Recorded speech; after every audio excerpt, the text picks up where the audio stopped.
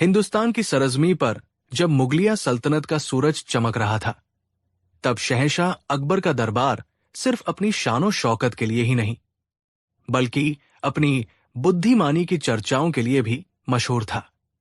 उस दरबार में एक ऐसा नगीना था जिसकी चमक के आगे बड़े बड़े ज्ञानियों का तेज भी फीका पड़ जाता था, और वो थे बीरबल। लेकिन जहां फूल होते हैं वहां कांटे भी होते हैं। दरबार में कुछ मंत्री बीरबल की शोहरत और शहंशाह से उनकी नजदीकी से जलते थे। वे हर पल इसी ताक में रहते कि कैसे बीरबल को नीचा दिखाया जाए, कैसे उन्हें शहंशाह की नजरों से गिराया जाए। एक दिन दरबार लगा हुआ था, माहौल खुशनुमा था। शहंशाह अकबर अपने दरबारियों की विद्वता पर इतरा रहे थे। अकबर ने गर्व से कहा, हमारे दरबार में एक से बढ़कर एक ज्ञानी और बुद्धिमान लोग हैं। हमें इस बात का फख्र है कि हमारी सल्तनत की नींव इतने काबिल लोगों के कंधों पर टिकी है। ये सुनते ही चापलूस दरबारियों ने तारीफों के पुल बांधने शुरू कर दिए। लेकिन एक दरबारी जो बीरबल से सबसे ज्यादा ईर्ष्या रखता था, हकीम जलालुद्दीन, हाथ जोड़कर खड़ा हुआ। उसने मीठी छुरी जैसी आवाज में कहा, आलम पनाह, आपकी बात 100% सच है। हमारा दरबार ज्ञान का सागर है, और इस सागर के सबसे अनमोल मोती तो हमारे प्रिय मित्र बीरबल है। उनकी बुद्धि का तो कोई सानी ही नहीं। मुझे तो लगता है अगर उन्हें मौका दिया जाए तो वो किसी जानवर को भी पढ़ा लिखा कर ज्ञानी बना सकते हैं। माहौल में अचानक सन्नाटा छा गया। हकीम जलालुद्दीन का ये तीर सीधा निशाने पर लगा था। उसने बड़ी चालाकी से बीरबल को एक ऐसी चुनौती के जाल में फंसा दिया था जिससे निकलना नामुमकिन लग रहा था। जानवर को पढ़ाना, ये तो हास्यास्पद और असंभव था। बाकी दरबारी मन ही मन मुस्कुराने लगे। उन्हें लगा आज बीरबल का खेल खत्म। अकबर ने हकीम की ओर देखकर कहा, हकीम साहब, आपकी बात में दम है। अगर हमारा सबसे काबिल मंत्री ये भी नहीं कर सकता तो उसकी काबिलियत ही क्या। फिर अकबर बीरबल की ओर मुड़े। उनकी आंखों में एक चुनौती का भाव था। क्यों बीरबल, क्या तुम इस चुनौती को स्वीकार करते हो? क्या तुम एक जानवर को पढ़ना लिखना सिखा सकते हो? पूरे दरबार की निगाहें अब बीरबल पर थी। हवा में तनाव घुल चुका था। सबको लग रहा था कि बीरबल आज न कह देंगे और उनकी हार हो जाएगी। लेकिन बीरबल तो बीरबल थे। उन्होंने शांत भाव से अपना सिर झुकाया और मुस्कुराते हुए बोले, जहां पनाह, आपका हुक्म सर आंखों पर। मैं इस चुनौती को स्वीकार करता हूं। मैं एक गधे को पढ़ना सिखा सकता हूं। दरबार में कानाफूसी का शोर गूंज उठा। गधे को? ये तो पागलपन है। बीरबल आज बुरी तरह फंसे हैं। ऐसी आवाजें उठने लगी। बीरबल ने न सिर्फ चुनौती स्वीकार की, बल्कि जानवर के रूप में गधे का नाम लेकर इसे और भी मुश्किल बना दिया था। गधा, जिसे मूर्खता का प्रतीक माना जाता है। अकबर भी हैरान थे, पर अब वो पीछे नहीं हट सकते थे। अकबर ने कहा, ठीक है बीरबल, अगर तुम ऐसा कर सकते हो तो साबित करो। लेकिन याद रहे, ये कोई मजाक नहीं है। बीरबल ने गंभीरता से कहा, जहां पनाह, मुझे ये काम करने के लिए कुछ चीजों और थोड़े वक्त की जरूरत होगी। बोलो, तुम्हें क्या चाहिए? अकबर ने पूछा। बीरबल बोले, मुझे एक सेहतमंद गधा, एक बड़ी और मोटी किताब, रहने के लिए एक अलग और शांत जगह, और इस पूरे प्रशिक्षण के खर्च के लिए 5000 सोने की मोहरें चाहिए होंगी। 5000 मोहरों का नाम सुनते ही दरबारियों की आंखें फटी की फटी रह गई। हकीम जलालुद्दीन ने तुरंत आपत्ति जताई। 5000 मोहरें? जहां पनाह, ये तो शाही खजाने की बर्बादी है। एक गधे पर इतनी बड़ी रकम, ये तो बस बहाना बनाकर। बीरबल ने बात काटते हुए कहा, हकीम साहब, ये कोई आम पढ़ाई नहीं है। गधे को इंसान की भाषा और ज्ञान सिखाने के लिए खास तरह की किताबें, खास भोजन और एक विशेष वातावरण बनाना होगा। ये सब खर्च उसी के लिए है। अकबर बीरबल की चतुराई को जानते थे। उन्हें लगा कि इस चुनौती के पीछे जरूर कोई बड़ा खेल है।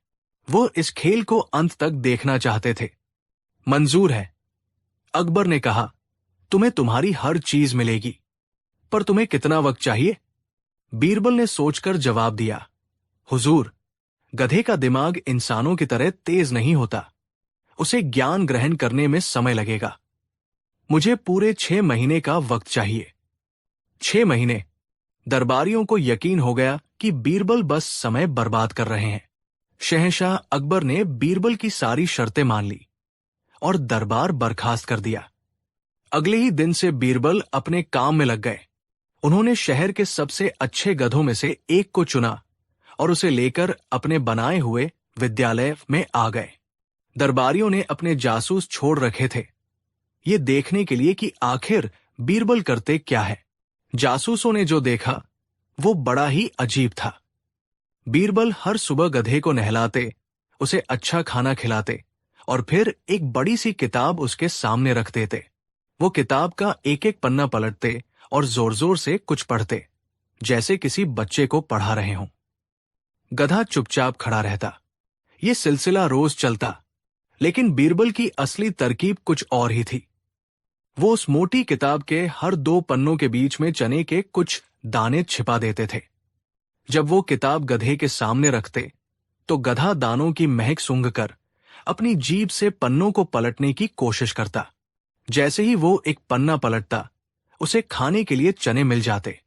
दिन बीते, हफ्ते बीते और फिर महीने। गधे को अब आदत पड़ चुकी थी। उसे समझ आ गया था कि पन्ना पलटने पर उसे इनाम में चने मिलेंगे। अब जैसे ही बीरबल किताब सामने रखते, गधा खुद ब खुद तेजी से एक एक करके पन्ने पलटने लगता। 5 महीने बीत चुके थे। हकीम जलालुद्दीन ने अकबर से कहा, जहांपनाह, बीरबल रोज गधे के सामने बैठकर बस किताब के पन्ने पलटते हैं और शाही खजाने से मिले पैसों से ऐश कर रहे हैं।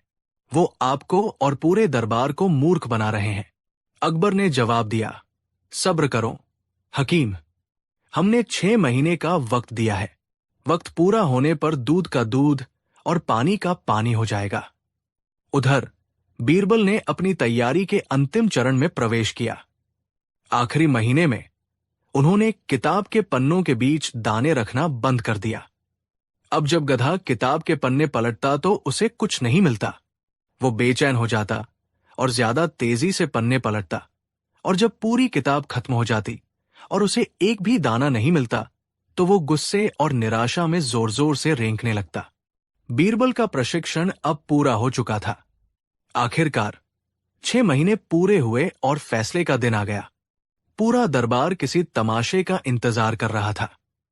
हकीम जलालुद्दीन और उसके साथी दरबारियों के चेहरों पर जीत की मुस्कान थी।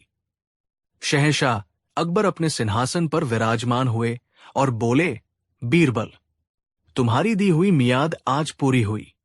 कहाँ है तुम्हारा पढ़ा लिखा गधा? आज तुम्हारी बुद्धि की परीक्षा है।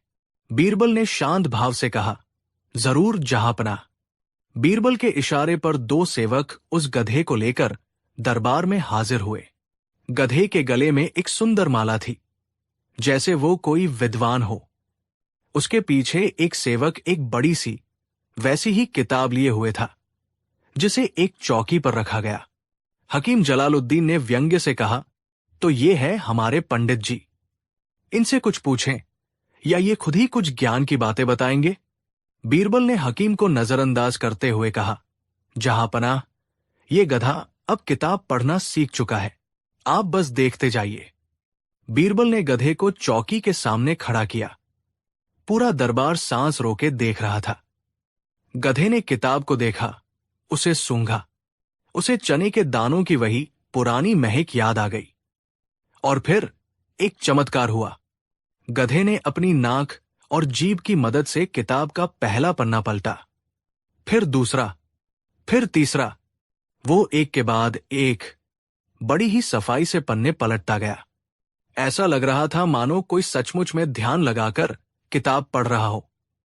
दरबार में आश्चर्य और हैरानी की लहर दौड़ गई। अकबर अपनी गद्दी से थोड़ा आगे झुक गए। उनकी आंखें हैरानी से चौड़ी हो गई। दरबारी, जो हंसी उड़ाने के लिए तैयार थे, उनके मुंह खुले के खुले रह गए। हकीम जलालुद्दीन का चेहरा पीला पड़ गया। गधा लगातार पन्ने पलटता रहा, और कुछ ही मिनटों में उसने पूरी किताब के पन्ने पलट दिए। लेकिन जब आखिरी पन्ने के बाद भी उसे खाने के लिए एक भी दाना नहीं मिला, तो उसका सब्र जवाब दे गया। उसने अपना सिर उठाया, बीरबल की तरफ देखा और फिर पूरे दरबार को अपनी बुलंद आवाज में संबोधित किया, ढेंचू, ढेंचू, ढेंचू। गधे की आवाज सुनते ही दरबारी खिलखिलाकर हंस पड़ते। हकीम जलालुद्दीन को मौका मिल गया। देखा जहांपना, ये पढ़ नहीं रहा, ये तो बस रेंक रहा है। बीरबल ने हम सबको धोखा दिया है, इसे सजा मिलनी चाहिए। बाकी दरबारी भी हां में हां मिलाने लगे। माहौल फिर से बीरबल के खिलाफ हो गया। अकबर ने भी उलझन में बीरबल की ओर सवालिया नजरों से देखा।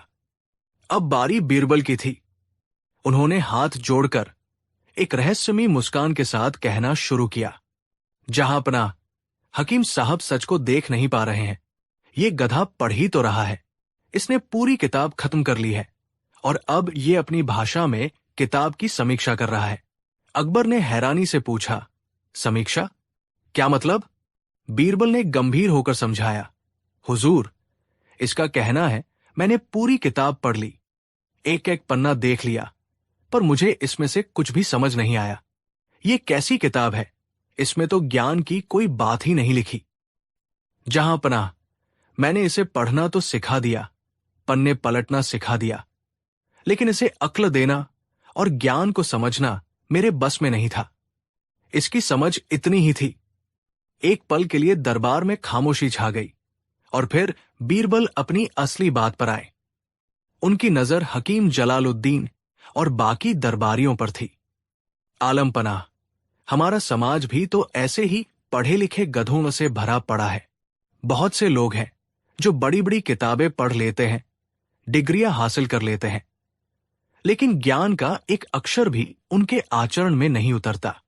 वे बस पढ़ी हुई बातों को रटकर दूसरों के सामने रेंगते हैं, यानी बिना समझे बहस करते हैं, अपनी विद्वता का झूठा दिखावा करते हैं। असली ज्ञान तो समझ, विवेक और इंसानियत में है, सिर्फ पन्ने पलटने में नहीं।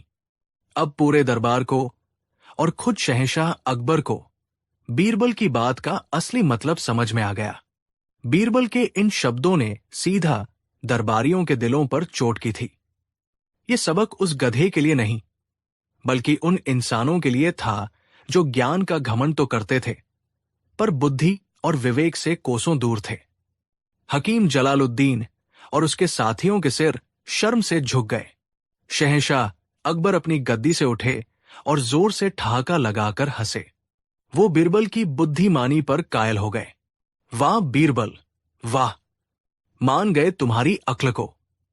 तुमने न सिर्फ एक नामुमकिन चुनौती को अपनी चतुराई से पूरा किया, बल्कि पूरे दरबार को एक ऐसा सबक सिखाया है जिसे हम जिंदगी भर नहीं भूलेंगे। तुमने साबित कर दिया कि असली ज्ञान रटने में नहीं, समझने में है। अकबर ने अपने गले से कीमती मोतियों की माला उतारकर बीरबल को पहना दी। उस दिन के बाद उन दरबारियों ने फिर कभी बीरबल को चुनौती देने की हिम्मत नहीं की।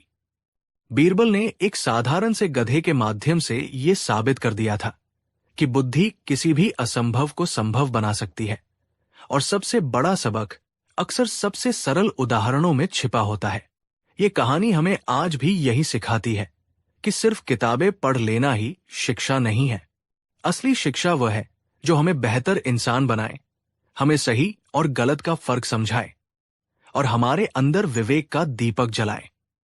वरना पढ़े लिखे इंसान और पन्ने पलटने वाले गधे में कोई ज्यादा फर्क नहीं रह जाता।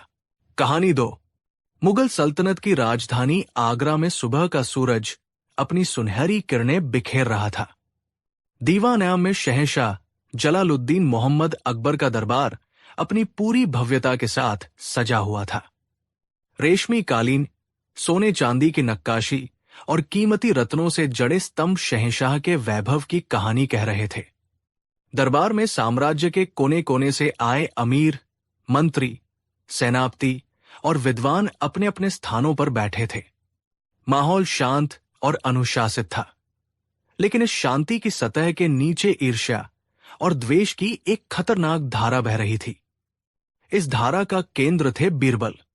बीरबल जो महज एक सलाहकार नहीं, बल्कि शहंशाह के सबसे करीबी दोस्त, उनके विश्वास पात्र और उनके नवरत्नों में सबसे चमकदार सितारे थे। उनकी हाजिर जवाबी, उनकी असाधारण बुद्धिमत्ता और हर मुश्किल से मुश्किल गुत्थी को चुटकियों में सुलझा देने की उनकी क्षमता ने उन्हें न केवल शहंश का प्रिय बना दिया था, बल्कि आम जनता के दिलों में भी बसा दिया था। लेकिन जहां फूल होते हैं, वहां कांटे भी होते हैं। बीरबल की यही लोकप्रियता दरबार के कुछ शक्तिशाली लोगों की आंखों में बुरी तरह खटक रही थी। इनमें 3 लोग प्रमुख थे। पहला, मीर कासिम, बादशाह का एक वरिष्ठ मंत्री। वो चालाक, महत्वाकांक्षी और सत्ता का भूखा था। उसे लगता था कि बीरबल की वजह से बादशाह के सामने उसकी अहमियत कम हो गई है। वो सालों से जो सम्मान और निकटता पाने की कोशिश कर रहा था, वो बीरबल को बड़ी आसानी से मिल गई थी। दूसरा, पंडित रामफल, दरबार के मुख्य राजपुरोहित। वो शास्त्रों और वेदों के प्रकांड विद्वान थे, लेकिन उनका ज्ञान अहंकार से भरा हुआ था। उन्हें यह बात सहन नहीं होती थी कि एक साधारण परिवार से आया बीरबल, जिसके पास कोई औपचारिक शास्त्रीय शिक्षा नहीं थी, अपनी चतुराई से उन्हें बार बार निरुत्तर कर देता था। तीसरा, सेनापति जोरावर सिंह, एक बहादुर लेकिन सीधे सादे योद्धा। वो बीरबल की बुद्धिमत्ता को एक तरह की चालाकी समझते थे और मानते थे कि सल्तनत के फैसले तलवार की नोक पर होने चाहिए, न कि शब्दों के मायाजाल से। मीर कासिम ने उन्हें बड़ी चतुराई से ये विश्वास दिला दिया था कि बीरबल की बढ़ती ताकत सल्तनत के सैन्य ढांचे के लिए खतरा है। ये तीनों अक्सर गुप्त रूप से मिलते और बीरबल के खिलाफ जहर उगलते। एक रात मीर कासिम के महल के एक गुप्त कक्ष में वे तीनों फिर मिले। मीर कासिम के चेहरे पर एक कुटिल मुस्कान थी। भाइयों, उसने कहा, अब बहुत हुआ। हमें बीरबल को हमेशा के लिए रास्ते से हटाने के लिए कोई ऐसी योजना बनानी होगी जो अचूक हो। पंडित रामफल ने अपनी शिखा सहलाते हुए कहा, लेकिन कैसे? बादशाह तो उसकी परछाई से भी जुदा नहीं होते।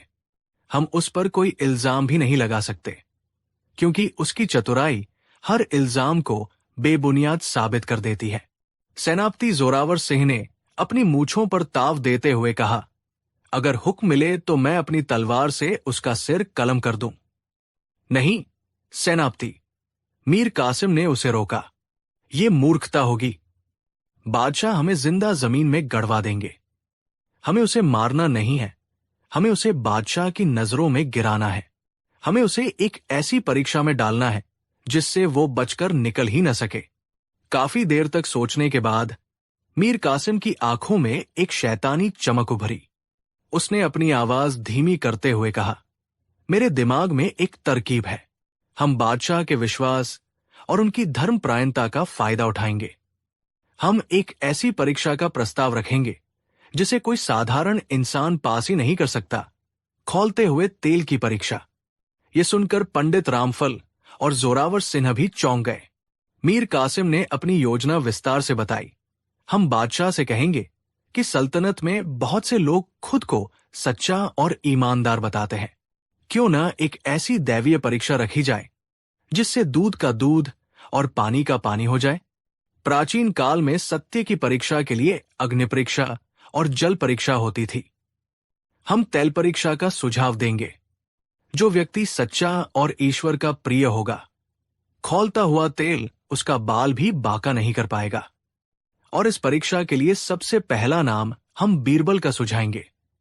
पंडित रामफल ने दुष्टता से मुस्कुराते हुए कहा, हम कहेंगे कि चूंकि वो सबसे बुद्धिमान और गुणी होने का दावा करते हैं, तो उन्हें अपनी सच्चाई साबित करने का ये मौका जरूर लेना चाहिए।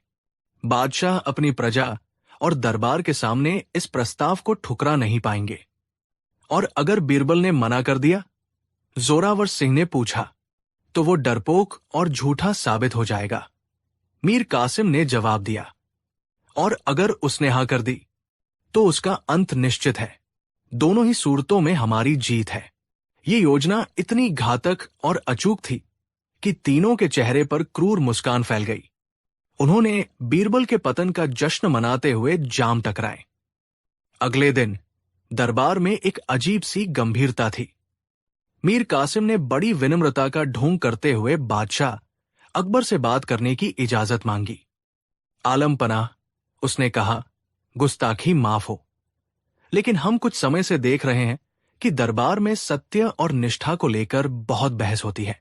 हर कोई खुद को दूसरे से बेहतर साबित करना चाहता है। हम चाहते हैं कि आपकी सल्तनत का नाम इतिहास में न्याय और सच्चाई के लिए अमर हो जाए। अकबर, जो हमेशा ऐसे आध्यात्मिक और दार्शनिक विषयों में रुचि रखते थे, उसकी बातों को ध्यान से सुनने लगे। पंडित रामफल ने बात को आगे बढ़ाया।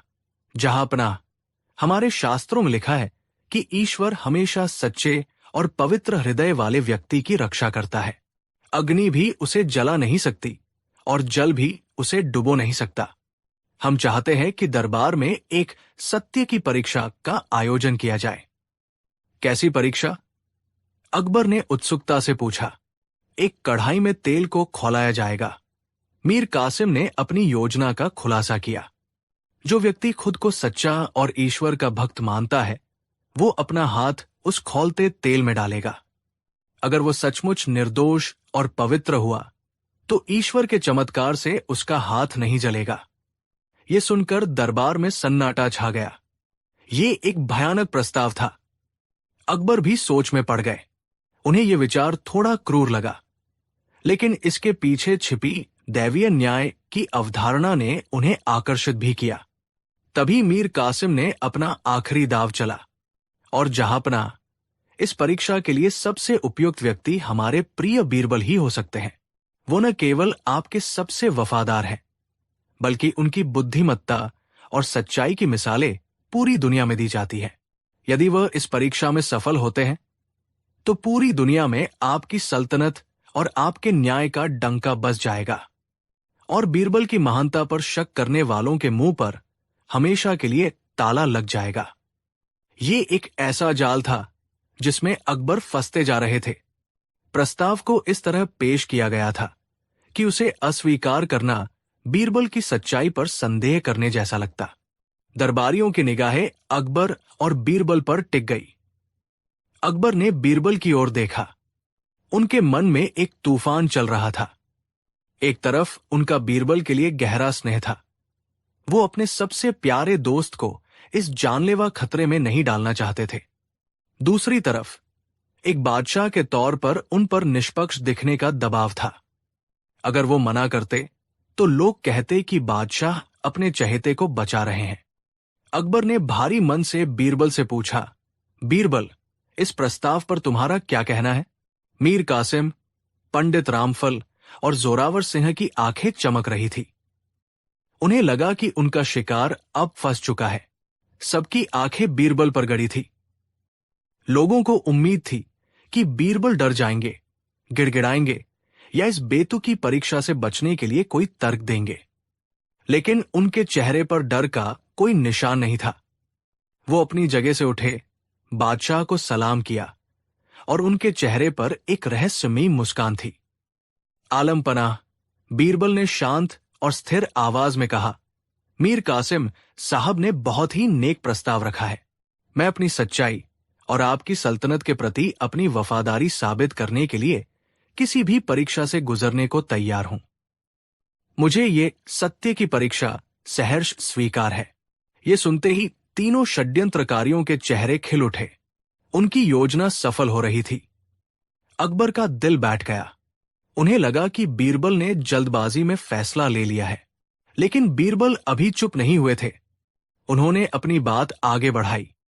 लेकिन जहांपनाह, मेरी एक छोटी सी शर्त है। कैसी शर्त? अकबर ने कुछ उम्मीद के साथ पूछा।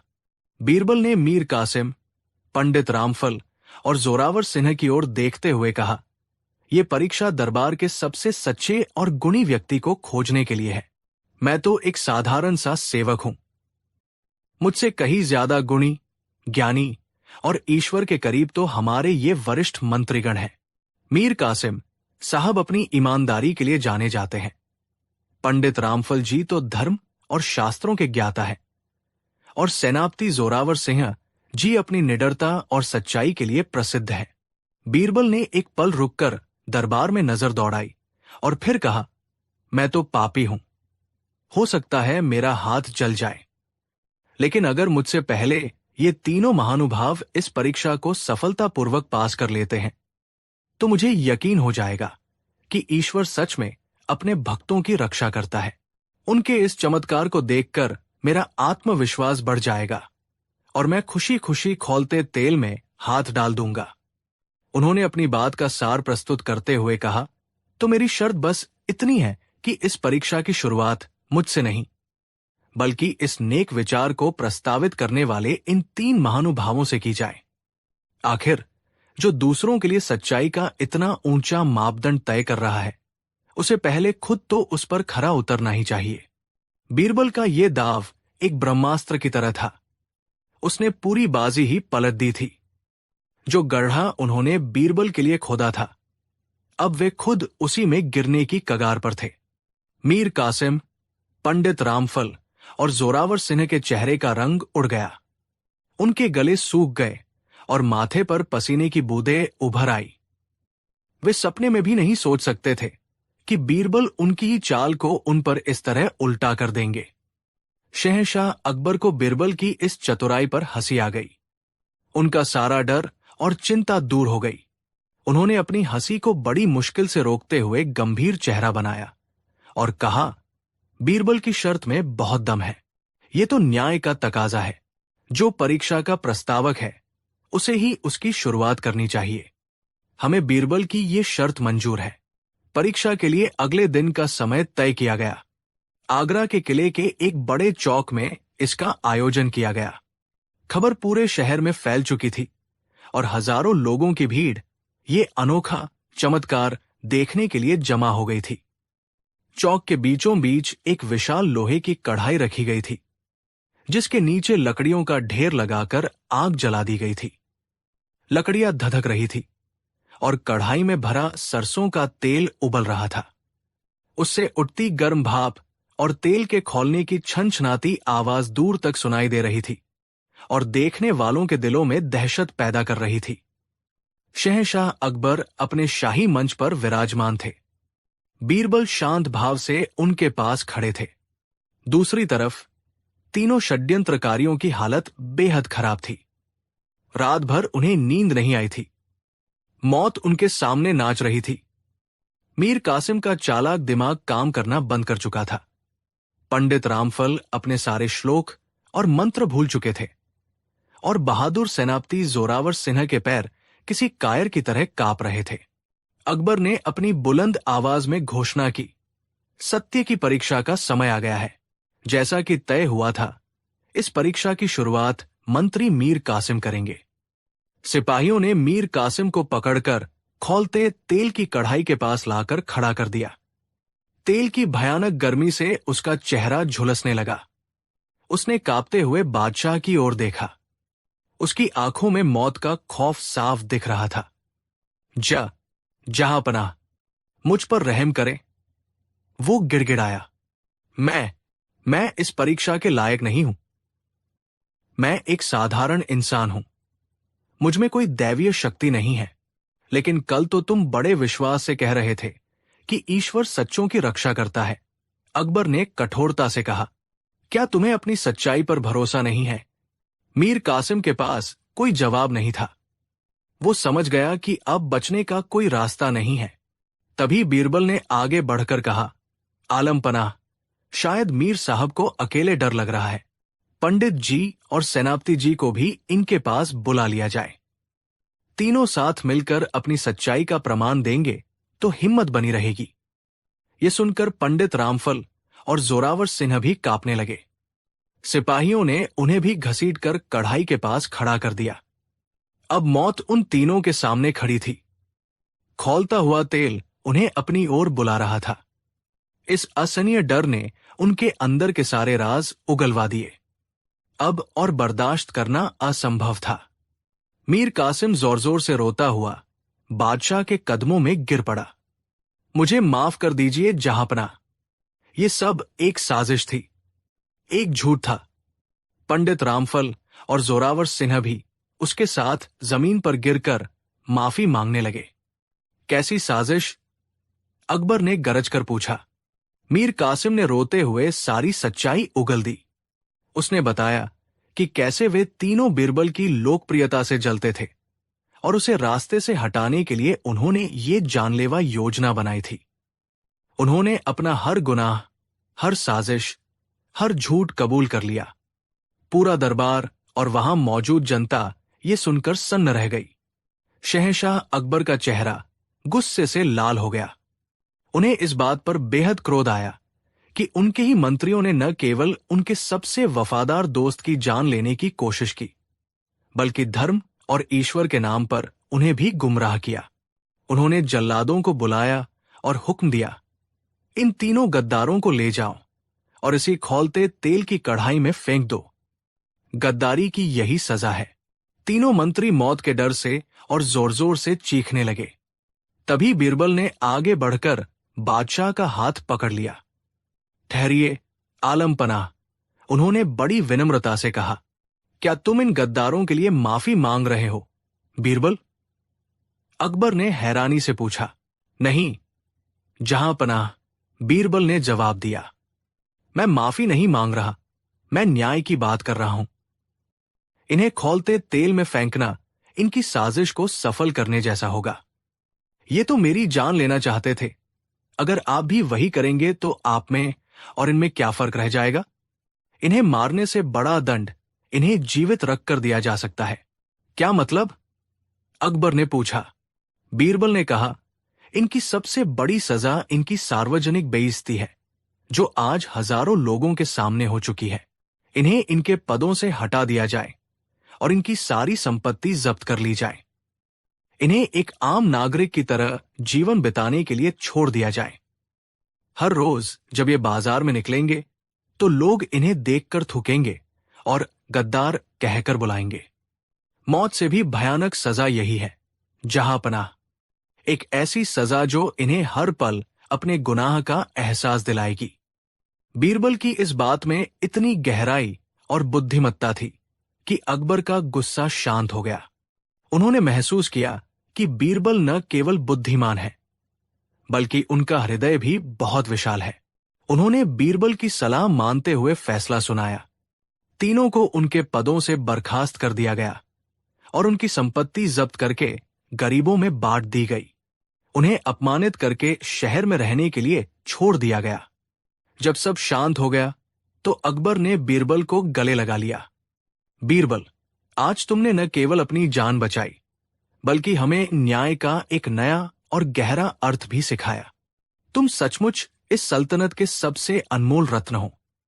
बीरबल ने मुस्कुराते हुए कहा, जहां पनाह, आग और तेल सोने की शुद्धता परख सकते हैं, इंसान के चरित्र की नहीं। इंसान के चरित्र की असली परीक्षा तो उसके कर्मों और मुश्किल समय में उसकी बुद्धि से होती है। यह किस्सा हमेशा के लिए इतिहास में दर्ज हो गया और लोगों को यह सबक सिखा गया कि जो दूसरों के लिए गड्ढा खोदता है वो एक दिन खुद ही उसमें गिरता है। कहानी 3।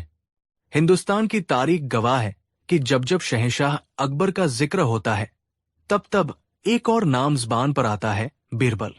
अकबर अगर मुगलिया सल्तनत के चमकते सूरज थे तो बीरबल उस सूरज की सबसे तेज किरण, जो अपनी रोशनी से हर अंधेरे को चीर देती थी। बीरबल सिर्फ एक मंत्री नहीं थे, वो अकबर के दोस्त थे, उनके सलाहकार थे, उनकी आत्मा की आवाज थे। लेकिन जहां रोशनी होती है वहां साये भी होते हैं। अकबर के दरबार में कई अमीर, मंत्री और सिपह सालार थे जो अपनी काबिलियत पर बड़ा नाज करते थे। वो बीरबल से जलते थे। उन्हें शहंशाह का बीरबल को इतना महत्व देना एक आंख नहीं भाता था। उन्हें लगता था कि बीरबल एक साधारण ब्राह्मण अपनी चापलूसी और लच्छेदार बातों से शहंशाह को भरमाए रखता है। वो सब एक ऐसे मौके की तलाश में थे जब वो बीरबल को पूरे दरबार के सामने जलील कर सके और शहंशाह को ये दिखा सके कि बीरबल के बिना भी उनका दरबार चल सकता है, बल्कि ज्यादा बेहतर चल सकता है। एक सुबह दरबार का माहौल कुछ बदला बदला सा था। शहंशाह अकबर किसी गहरी सोच में डूबे हुए थे। उनकी त्योरी चढ़ी हुई थी और चेहरे पर एक अजीब सी उदासी थी। दरबारियों ने आज तक शहंशाह को इतने परेशान हाल में नहीं देखा था। किसी की हिम्मत नहीं हो रही थी कि उनसे उनकी परेशानी का सबब पूछे। काफी देर की खामोशी के बाद शहंशाह अकबर ने एक गहरी सांस ली और अपनी भारी आवाज में बोले, आज हम बहुत परेशान हैं। कल रात हमने एक ख्वाब देखा और उस ख्वाब ने हमारी नींद उड़ा दी है। ये सुनते ही दरबार में एक हरकत सी हुई। सभी दरबारी चौकन्ने हो गए। शहंशाह ने आगे कहा, हमने ख्वाब में देखा कि हमारे यानी शहंशाहैंद के मुंह के सारे दांत एक एक करके टूट गए सिवाय एक के। ये सुनकर दरबारी एक दूसरे का मुंह ताकने लगे। भला ये कैसा अजीब और मनहूस सपना था। अकबर ने अपनी परेशान आवाज में पूछा, आप सब इस सल्तनत के सबसे ज्ञानी और समझदार लोग हैं। कोई हमें इस ख्वाब का मतलब बता सकता है? इस अशुभ सपने का हमारी जिंदगी और हमारी सल्तनत पर क्या असर पड़ेगा? अब दरबारियों को अपना सुनहरा मौका नजर आया।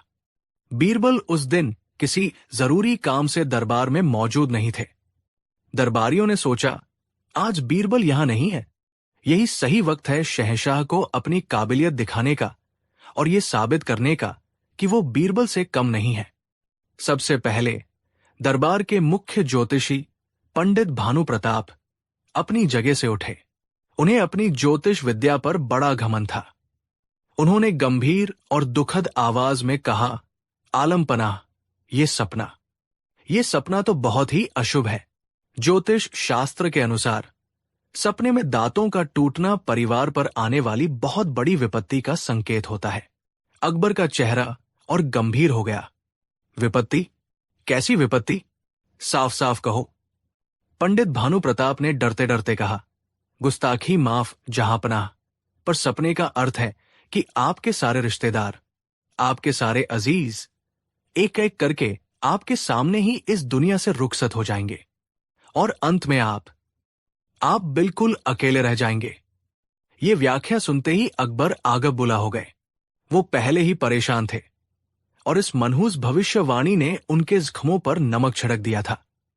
खामोश, शहंशाह दहाड़े, तुम्हारी ये हिम्मत कैसे हुई हमारे सामने ऐसी मनहूस बात करने की? क्या तुम चाहते हो कि हम जीते जी अपने अजीजों का मातम मनाएं? इससे पहले कि पंडित भानु प्रताप कुछ कह पाते, एक और मंत्री हकीम नूरुद्दीन खड़े हुए। उन्होंने चापलूसी भरी आवाज में कहा, जहांपनाह, पंडित जी शायद थोड़े कठोर हो गए, लेकिन बात का सार यही है। सपने में दांतों का गिरना अपनों से बिछड़ने का ही प्रतीक है। ये एक चेतावनी है कि सल्तनत पर कोई भारी संकट आने वाला है। एक के बाद एक कई दरबारी उठे। सबने अपनी अपनी समझ के हिसाब से सपने की व्याख्या की, लेकिन हर व्याख्या का अंत एक ही था, मनहूसियत, अकेलापन और सल्तनत पर आने वाला संकट। हर एक व्याख्या शहंशाह अकबर के दिल में एक तीर की तरह चुभ रही थी। वो जिन्हें अपनी सल्तनत का स्तंभ समझते थे, वो आज उन्हें दिलासा देने के बजाय उनके डर को और बढ़ा रहे थे। उनका गुस्सा 7वें आसमान पर पहुंच गया। अकबर चीख कर बोले, बस, बहुत हो गया। तुम सब के सब मनहूस हो। तुम लोग ज्ञानी नहीं, बल्कि हमारे दुख में मजा लेने वाले गिद्ध हो। सिपाहियों, इन सबको ले जाकर कालकोठरी में डाल दो। इनकी ज़बानें सिर्फ जहर उगलना जानती है। हुक्म मिलते ही सिपाही आगे बढ़े और उन सभी दरबारियों को पकड़कर ले जाने लगे जिन्होंने सपने की व्याख्या की थी। दरबार में हड़कंप मच गया। ठीक उसी वक्त बीरबल दरबार में दाखिल हुए। उन्होंने दरबार का नक्शा देखा तो हैरान रह गए। शहंशाह गुस्से में लाल पीले हो रहे थे। कुछ मंत्री सहमे हुए कोनों में खड़े थे और कुछ को सिपाही घसीटते हुए ले जा रहे थे। बीरबल ने एक मंत्री से धीरे से पूछा, माजरा क्या है? जहांपनाह इतने गुस्से में क्यों है? मंत्री ने डरते डरते पूरी कहानी बीरबल को बता दी। सारी बात सुनकर बीरबल के चेहरे पर एक हल्की सी मुस्कान आई। वो सीधे शहंशाह अकबर के पास पहुंचे और अदब से झुके। उन्होंने शांत और मीठी आवाज में कहा, आलम पनाह, क्या मैं आपकी परेशानी का कारण जान सकता हूं? अकबर ने गुस्से में बीरबल की तरफ देखा। तुम कहाँ थे बीरबल? देखो, तुम्हारे न होने पर इन मनहूसों ने क्या गुल खिलाया है। इन्होंने हमारे एक ख्वाब को हमारे लिए एक भयानक हकीकत बना दिया है। अकबर ने अपना सपना एक बार फिर बीरबल को सुनाया। बीरबल ने पूरा सपना बड़े ध्यान से सुना। उनके चेहरे पर न कोई डर था, न कोई चिंता। सपना सुनने के बाद वह मुस्कुराए। उनकी मुस्कान देखकर अकबर को और गुस्सा आ गया। अकबर झल्लाकर बोले, तुम मुस्कुरा रहे हो बीरबल, क्या तुम्हें हमारी परेशानी में मजा आ रहा है? बीरबल ने हाथ जोड़कर कहा, नहीं जहांपनाह, मैं तो आपकी किस्म इजहार पर मुस्कुरा रहा हूं। मैं तो इस बात पर खुश हो रहा हूं कि खुदा ने आपको कितना बड़ा तोहफा दिया है। जहांपनाह, यह सपना अशुभ नहीं, बल्कि इस दुनिया का सबसे मुबारक ख्वाब है। आपको तो जश्न मनाना चाहिए। अकबर हैरानी से बोले, मुबारक? जश्न? ये तुम क्या कह रहे हो बीरबल? क्या तुम पागल हो गए हो? सारे दांतों का टूट जाना मुबारक कैसे हो सकता है? अब बीरबल ने अपनी चतुराई का वो पासा फेंका जिसने पूरी बाजी पलट दी। उन्होंने उत्साह भरी आवाज में कहा, आलम पनाह, जरा गौर फरमाइए। इस सपने का मतलब वो नहीं है जो इन नासमझ लोगों ने निकाला है। इस सपने का असली मतलब तो ये है कि आप अपने सभी रिश्तेदारों और अजीजों में सबसे लंबी उम्र पाएंगे। आप उन सबसे ज्यादा जिएंगे। एक पल का मौन, और फिर बीरबल ने अपनी बात को और स्पष्ट किया। जहांपनाह, सपने का अर्थ है कि आपके सारे प्रियजन आपके रहते हुए ही अपनी पूरी जिंदगी जी लेंगे और आप उन सबको देखने के लिए मौजूद रहेंगे। आपके सामने कोई नहीं जाएगा, बल्कि सब अपनी उम्र पूरी करके जाएंगे और आप उन सब के बाद तक इस दुनिया में रहेंगे। आप एक लंबी और सेहतमंद जिंदगी जिएंगे। बताइए जहांपनाह, इससे ज्यादा मुबारक बात और क्या हो सकती है? शहंशाह अकबर का चेहरा देखने लायक था। जहां कुछ देर पहले गुस्सा और दुख के काले बादल छाए थे, वहां अब राहत और खुशी की धूप खिल उठी थी। बात वही थी, मतलब वही था, लेकिन बीरबल के कहने का अंदाज बिल्कुल अलग था। शहंशाह अकबर अपनी गद्दी से उठे और बीरबल को गले लगा लिया। उन्होंने खुशी से कहा, वाह बीरबल, वाह, मान गए तुम्हारी अक्ल को। तुमने तो हमारे दिल का सारा बोझ ही उतार दिया। तुमने हमारी आंखों से निराशा का पर्दा हटाकर उम्मीद की रोशनी भर दी है। सच है, बात कहने का अंदाज ही बात को अच्छा या बुरा बनाता है। अब अकबर की नजर उन दरबारियों पर पड़ी जिन्हें सिपाही पकड़कर ले जा रहे थे। उनका गुस्सा अब उन पर तरस में बदल गया था। सिपाहियों, इन्हें छोड़ दो। सिपाही दरबारियों को छोड़ देते हैं। वो सब शर्म से सिर झुकाए खड़े हो जाते हैं। अकबर ने उन दरबारियों से कहा, देखा तुम सबने, बात वही थी जो तुम सबने कही, लेकिन तुम्हारे और बीरबल में यही फर्क है। तुम लोगों ने सच को कड़वा बनाकर पेश किया, जिससे वो जहर बन गया, और बीरबल ने उसी सच को शहद में डुबोकर पेश किया, जिससे वो दवा बन गया। तुम लोग सिर्फ शब्दों का अर्थ जानते हो, और बीरबल शब्दों की आत्मा को पहचानता है। अब बीरबल उन सभी दरबारियों की ओर मुड़े। उनकी आंखों में न कोई घमंड था, न कोई मजाक उड़ाने का भाव। उनकी आंखों में एक सीख थी। उन्होंने शांत भाव से कहा, मेरे दोस्तों, ज्ञान का मतलब सिर्फ सच जानना नहीं होता। ज्ञान का असली मतलब ये जानना है कि सच को कब, कहां और कैसे कहना है। एक ही सच किसी के लिए जख्म बन सकता है और किसी के लिए मरहम। एक बुद्धिमान व्यक्ति वही है जो अपने शब्दों से लोगों को तोड़े नहीं, बल्कि जोड़े। जो अंधेरा न दिखाए, बल्कि एक छोटा सा दिया जला दे। सभी दरबारियों के सिर शर्म और सम्मान से झुक गए। आज उन्हें अपनी गलती का एहसास हुआ था। उन्होंने बीरबल को नीचा दिखाने की कोशिश की थी, लेकिन बीरबल ने उन्हें ही एक ऐसा आईना दिखा दिया था जिसमें उन्हें अपना असली अक्स नजर आ गया था। उस दिन बीरबल ने सिर्फ एक सपने की व्याख्या नहीं की थी, उन्होंने पूरे दरबार को संवाद की कला का, सकारात्मकता की शक्ति का और बुद्धि के सही इस्तेमाल का एक ऐसा पाठ पढ़ाया था जिसे वो जिंदगी भर नहीं भूल सके। उन्होंने एक भी कठोर शब्द कहे बिना अपनी मीठी जुबान और तेज दिमाग से उन सभी दरबारियों की बोलती बंद कर दी थी जो खुद को 30 मार खा समझते थे। उस दिन के बाद दरबार में बीरबल का सम्मान 100 गुना और बढ़ गया और सबने ये मान लिया कि सल्तनत को चलाने के लिए सिर्फ तलवारों और खजानों की ही नहीं, बल्कि बीरबल जैसी बुद्धि और जुबान की भी उतनी ही जरूरत है। कहानी 4। मुगलिया सल्तनत का दौर था। आगरा शहर अपनी पूरी शानो शौकत के साथ दुनिया में अपनी धाक जमाए हुए था। यमुना के किनारे बसा ये शहर शहंशाह जलालुद्दीन मोहम्मद अकबर की राजधानी था। हर सुबह जब सूरज की पहली किरणें ताज के गुंबदों को चूमती तो अकबर का दरबार सजता था।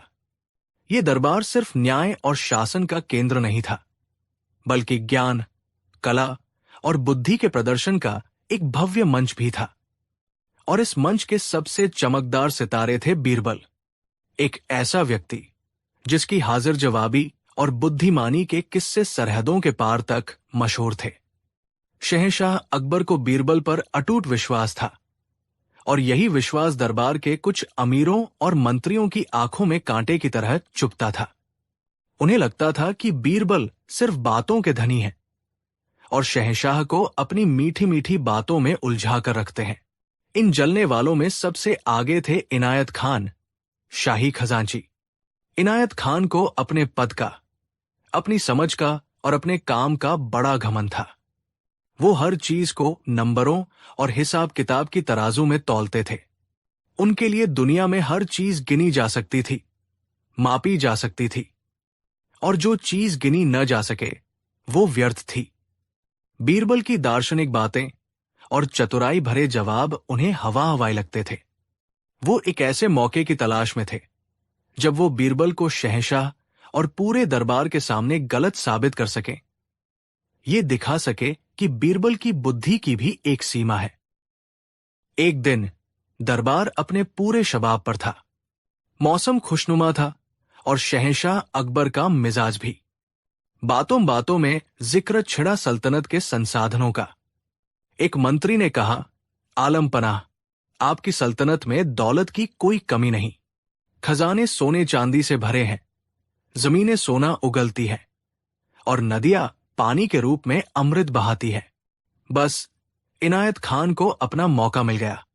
वो अपनी जगह से उठे और अदब से झुककर बोले, जहांपनाह, मंत्री जी ने बिल्कुल दुरुस्त फरमाया।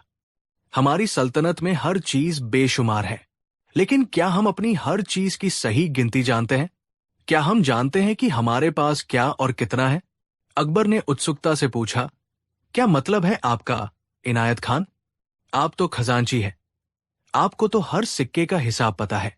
इनायत खान ने एक मक्कार मुस्कान के साथ कहा, हुजूर, सिक्कों का हिसाब तो मेरे पास है, लेकिन सल्तनत में कुछ चीजें ऐसी भी है जिनका हिसाब लगाना शायद किसी के बस में नहीं। उनकी नजरें बीरबल को ढूंढ रही थी, जो हमेशा की तरह शांत भाव से सब कुछ देख सुन रहे थे। ऐसी कौन सी चीज है? अकबर की उत्सुकता बढ़ गई। इनायत खान ने अपना पासा फेंका, जहांपनाह, हमारे शाही बाग के पास जो पुराना कुआं है, क्या कोई बता सकता है कि उसमें ठीक ठीक कितनी बाल्टियां पानी है? ये सवाल सुनते ही पूरे दरबार में एक सन्नाटा छा गया और अगले ही पल दबी दबी हंसी की आवाजें गूंजने लगी। ये कैसा बेतुका सवाल था? कुएं में पानी की गिनती बाल्टियों से? ये तो असंभव था। पानी तो घटता बढ़ता रहता है। कोई एक बाल्टी निकालेगा तो पानी कम हो जाएगा और जमीन से पानी रिसकर आएगा तो बढ़ जाएगा। इनायत खान की आंखों में जीत की चमक थी। उन्होंने एक ऐसा सवाल पूछा था जिसका कोई सटीक जवाब नहीं हो सकता था। वो जानते थे कि बीरबल या तो चुप रह जाएंगे या कोई गोलमोल जवाब देंगे, और दोनों ही सूरतों में उनकी हार होगी। अकबर भी इस सवाल की बेतुकी पर मुस्कुराए, लेकिन फिर उनकी पारखी नजरें बीरबल पर जा टिकी। वो जानते थे कि अगर इस दुनिया में कोई इस असंभव सवाल का जवाब दे सकता है तो वो बीरबल ही है। उन्होंने चुनौती भरे लहजे में पूछा, क्यों बीरबल, क्या आपके पास है इनायत खान के इस सवाल का कोई जवाब? क्या तुम बता सकते हो कि उस कुएं में कितनी बाल्टियां पानी है। पूरा दरबार अब बीरबल की ओर देख रहा था। इनायत खान और उनके साथी मंत्री व्यंग्य से मुस्कुरा रहे थे। उन्हें लगा आज बीरबल का सारा तिलिस्म टूट जाएगा। बीरबल अपनी जगह से उठे। उन्होंने शहंशाह को सलाम किया और फिर इनायत खान की आंखों में आंखें डालकर देखा। बीरबल ने शांत और दृढ़ आवाज में कहा, आलम पनाह, सवाल जितना अजीब है उतना ही दिलचस्प भी। मैं इस सवाल का जवाब जरूर दूंगा, लेकिन यह कोई मामूली गिनती नहीं है। मुझे इसके लिए थोड़ा वक्त और कुछ संसाधन चाहिए होंगे। ये सुनते ही इनायत खान जोर से हंसे। वक्त? संसाधन? अरे बीरबल, साफ साफ कहो कि तुम्हें जवाब नहीं पता। अब तुम बहाने बना रहे हो। बीरबल ने उनकी बात को अनसुना करते हुए शहंशाह से कहा, हुजूर, ये एक वैज्ञानिक गणना का विषय है। मुझे कुएं के पानी के स्तर, जमीन से आने वाले पानी की गति और पानी के उपयोग का अध्ययन करना होगा। इसके लिए मुझे 7 दिन का समय चाहिए। 7 दिन? दरबार में कानाफूसी शुरू हो गई। सबको लगा कि बीरबल सिर्फ अपनी हार को टाल रहे हैं। अकबर को भी थोड़ा आश्चर्य हुआ, लेकिन वो बीरबल की काबिलियत पर शक नहीं करना चाहते थे। ठीक है बीरबल, अकबर ने कहा, तुम्हें 7 दिन का समय दिया जाता है।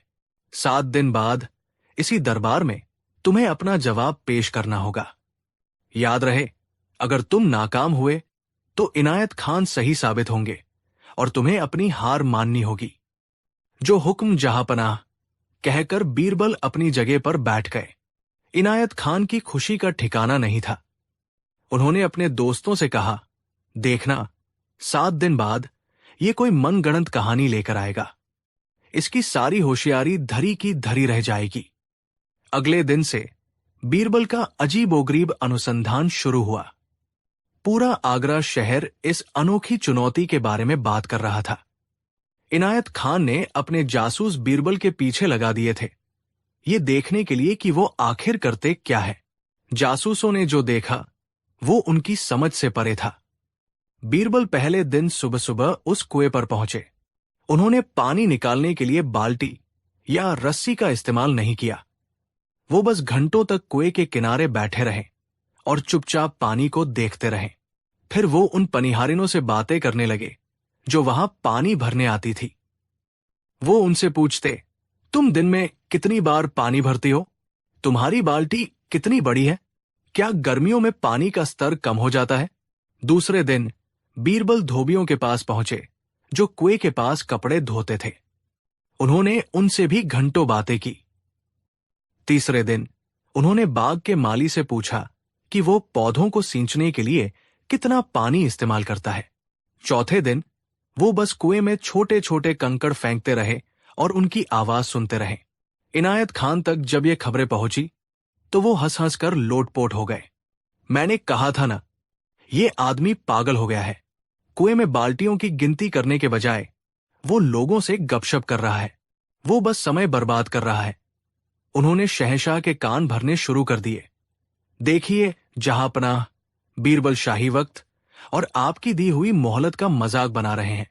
लेकिन अकबर ने कहा, इंतजार करो इनायत खान, 7वें दिन का इंतजार करो। छठे दिन कुछ और भी अजीब हुआ। बीरबल ने शाही खजाने से एक बहुत बड़ी बाल्टी और एक बहुत छोटी लोटे के आकार की बाल्टी मंगवाई। वो दोनों बाल्टियों को लेकर कुएं पर गए और बस उन्हें देखते रहे। उन्होंने एक बूंद पानी भी नहीं निकाला। ये देखकर जासूसों का सिर चकरा गया। 7वां दिन आ गया, फैसले का दिन। दरबार खचाखच भरा हुआ था। आगरा के आम लोग भी इस अनोखे फैसले को सुनने के लिए महल के बाहर जमा थे। इनायत खान और उनके साथी आत्मविश्वास से भरे हुए थे। उन्हें पूरा यकीन था कि आज बीरबल की सार्वजनिक रूप से बेइज्जती होगी। शहंशाह अकबर सिंहासन पर विराजमान हुए। उनकी नजरें सीधी बीरबल पर थी। बीरबल, शहंशाह की आवाज में गंभीरता थी, तुम्हारी मोहलत खत्म हुई। पूरा दरबार और पूरी सल्तनत तुम्हारे जवाब का इंतजार कर रही है। बताओ, उस कुएं में कितनी बाल्टियां पानी है? बीरबल आगे आए। उनके चेहरे पर न कोई घबराहट थी न कोई चिंता, बस एक शांत मुस्कान थी। जहांपना, मैंने इन 7 दिनों में बड़ी मेहनत से उस कुएं का अध्ययन किया है और मैं अपने निष्कर्ष पर पहुंच चुका हूं। इनायत खान ने तंज कसा, तो बताइए महाशय, आपकी 7 दिनों की गपशप का क्या निष्कर्ष निकला? कितनी बाल्टियां हैं? 100, 1000 या लाख? बीरबल इनायत खान की ओर मुड़े और कहा, खजांची जी, आपका सवाल जितना सरल लगता है उतना है नहीं। कुएं में कितनी बाल्टियां पानी है, ये 2 बातों पर निर्भर करता है। 2 बातें? अकबर ने पूछा। वो कौन सी? बीरबल ने कहा, पहली बात यह, जहांपना, कि हम किस बाल्टी की बात कर रहे हैं। ये सुनते ही दरबार में एक खामोशी छा गई।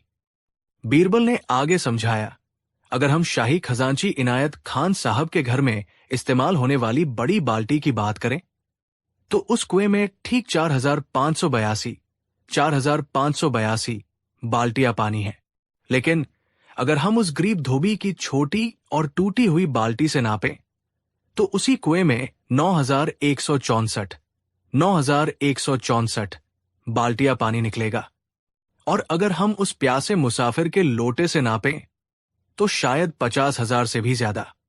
तो इनायत खान साहब, पहले आप ये तय करें कि हमें किस बाल्टी से गिनती करनी है। इनायत खान का चेहरा उतर गया। उन्होंने कभी इस पहलू से सोचा ही नहीं था। ये जवाब अपने आप में लाजवाब था। लेकिन बीरबल अभी रुके नहीं थे और जहांपनाह, बीरबल ने अपनी आवाज में और गंभीरता लाते हुए कहा, यह तो मेरे जवाब का सिर्फ एक हिस्सा है। असली सवाल तो कुछ और है। वो क्या? अकबर की उत्सुकता चरम पर थी। बीरबल ने कहा, असली सवाल यह है कि क्या हम सिर्फ उस पानी की गिनती कर रहे हैं जो अभी कुएं में मौजूद है, या उस पानी की भी जो कुएं में लगातार आ रहा है। अब इनायत खान समेत पूरा दरबार चकरा गया। बीरबल ने अपनी बात को और स्पष्ट किया, जहांपनाह, कुआं कोई बंद बर्तन नहीं है। वो धरती मां के सीने से जुड़ा है। जब हम उसमें से एक बाल्टी पानी निकालते हैं तो जमीन के नीचे से उतना ही पानी रिसकर उसमें फिर से भर जाता है। तो अगर आपका सवाल यह है कि वो कुआं हमें कुल कितनी बाल्टियां पानी दे सकता है, तो उसका जवाब है अनगिनत। जब तक धरती में पानी है वो कुआं कभी खाली नहीं होगा। एक पल के लिए दरबार में ऐसी शांति छा गई जैसे किसी ने सबको मंत्रमुग्ध कर दिया हो। बीरबल ने एक साधारण से सवाल को एक गहरे दार्शनिक सत्य में बदल दिया था। लेकिन बीरबल का अंतिम और सबसे अचूक वार अभी बाकी था। और हुजूर, मेरे जवाब का एक तीसरा और अंतिम हिस्सा भी है, बीरबल ने कहा, और इस बार उनकी मुस्कान में एक शरारत थी। वो क्या है बीरबल? अब और क्या रह गया? अकबर ने लगभग बेताबी से पूछा। बीरबल ने कहा, जहांपनाह, कुएं में कितनी बाल्टियां पानी है, ये इस बात पर भी निर्भर करता है कि कुएं में पानी के अलावा और क्या क्या है। ये बात किसी को समझ नहीं आई। बीरबल ने समझाया, हुजूर, अगर हम कुएं में से सारा पानी निकाल दें और फिर उसके अंदर पड़े हुए पत्थर, मिट्टी, कंकड़, लोगों की गिरी हुई चीजें और वो बड़ा सा मेंढक जो पिछले 1 साल से वही रहता है, उन सबको बाहर निकाल दें और फिर कुएं में वापस उतना ही पानी भरें, तो अब कुएं में ज्यादा बाल्टियां पानी आएगा, क्योंकि अब पानी भरने के लिए जगह ज्यादा है। ये सुनते ही शहंशाह अकबर खुद को रोक नहीं पाए और जोर से ठहाका मारकर हंस पड़े। उनकी हंसी की गूंज से पूरा दरबार गूंज उठा। इनायत खान का चेहरा शर्म से लाल हो चुका था। वो जहां बीरबल को एक सीधे सवाल में फंसाना चाहते थे, वही बीरबल ने उस सवाल के इतने पहलू निकाल दिए थे कि उनका अपना सिर चकरा गया था। बीरबल ने अपनी बात समाप्त करते हुए कहा, तो जहांपनाह, आपके सवाल का कोई एक जवाब नहीं है। जवाब इस पर निर्भर करता है कि आपकी बाल्टी कितनी बड़ी है। आप सिर्फ मौजूद पानी गिन रहे हैं या आने वाले पानी को भी, और कुआं अंदर से कितना खाली है। बिना इन सब बातों को तय किए इस सवाल का जवाब देना मूर्खता होगी। शहंशाह अकबर अपनी गद्दी से उठे, बीरबल के पास आए और उनके कंधे पर हाथ रखकर कहा, मान गए बीरबल, तुम सिर्फ मेरे मंत्री नहीं, मेरे दिमाग की आंखें हो। तुमने आज फिर साबित कर दिया कि सच्ची बुद्धि चीजों को सिर्फ गिनने में नहीं, बल्कि उन्हें सही ढंग से समझने में है। इनायत खान हिसाब में माहिर हो सकते हैं, लेकिन तुम जिंदगी के हिसाब में माहिर हो। इनायत खान ने शर्मिंदगी से अपना सिर झुका लिया। उन्हें आज एक ऐसा सबक मिला था जिसे वो जिंदगी भर नहीं भूल सकते थे। उन्होंने सीखा कि दुनिया हर वक्त नंबरों से नहीं चलती, और जिस चीज को वो बीरबल की कोरी बातें समझते थे, वो असल में गहरी समझ और असाधारण विवेक था। उस दिन के बाद दरबार में फिर किसी ने बीरबल से कोई ऐसा बेतुका सवाल पूछने की हिम्मत नहीं की जिसका मकसद सिर्फ उन्हें नीचा दिखाना हो, क्योंकि सब जान चुके थे कि बीरबल की बुद्धि उस कुएं की तरह है जिसमें से आप जितना ज्ञान निकालने की कोशिश करेंगे, वो अंदर से उतना ही और गहरा होता जाएगा। कहानी 5। आगरा का किला अपनी पूरी शान के साथ खड़ा था। यमुना नदी खामोशी से बह रही थी, जैसे शहंशाहेंद जलालुद्दीन मोहम्मद अकबर के दरबार में चल रही हर हलचल की गवाह हो। दरबार लगा था। रेशम और मखमल के पर्दों से छनकर आती रोशनी नवरत्नों के ताज में जड़े हीरों पर पड़कर पूरे दीवान खास को रोशन कर रही थी। शहंशाह अकबर का मिजाज आज कुछ अलग था। वो खुश थे, लेकिन उनकी खुशी में एक शरारत और चुनौती का भाव मिला हुआ था। उनकी नजरें बार बार अपने सबसे प्रिय सलाहकार बीरबल पर जा टिकती थी। बीरबल, जो अपनी जगह पर शांत और सहज भाव से बैठे थे, जैसे उन्हें अंदाजा ही न हो कि आज उनकी बुद्धि की सबसे कठिन परीक्षा होने वाली है। दरबार में मौजूद अन्य मंत्री और अमीर बीरबल की इस सहजता से जलते थे। उन्हें लगता था कि शहंशाह बीरबल को कुछ ज्यादा ही सिर पर चढ़ाते हैं। आज वो सब भी एक तमाशे के इंतजार में थे।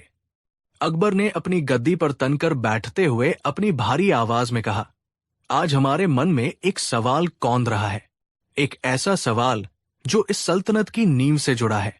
पूरा दरबार एकदम शांत हो गया। सबकी नजरें शहंशाह पर टिक गई। अकबर ने अपनी पारखी निगाहों से बीरबल को देखा और सीधे मुद्दे पर आ गए। बीरबल, हम जानते हैं कि तुम बहुत बुद्धिमान हो। तुम्हारी हाजिर जवाबी का कोई मुकाबला नहीं, लेकिन आज हम तुमसे एक सीधा सवाल पूछना चाहते हैं और हमें इसका सीधा जवाब चाहिए। बीरबल अपनी जगह से उठे और अदब से सिर झुकाकर बोले, हुक्म कीजिए जहांपना। ये नाचीज आपकी हर आज्ञा का पालन करेगा। अब अकबर ने वो सवाल पूछा जिसने पूरे दरबार में जैसे एक भूचाल ला दिया। बीरबल, तुम बड़े या हम?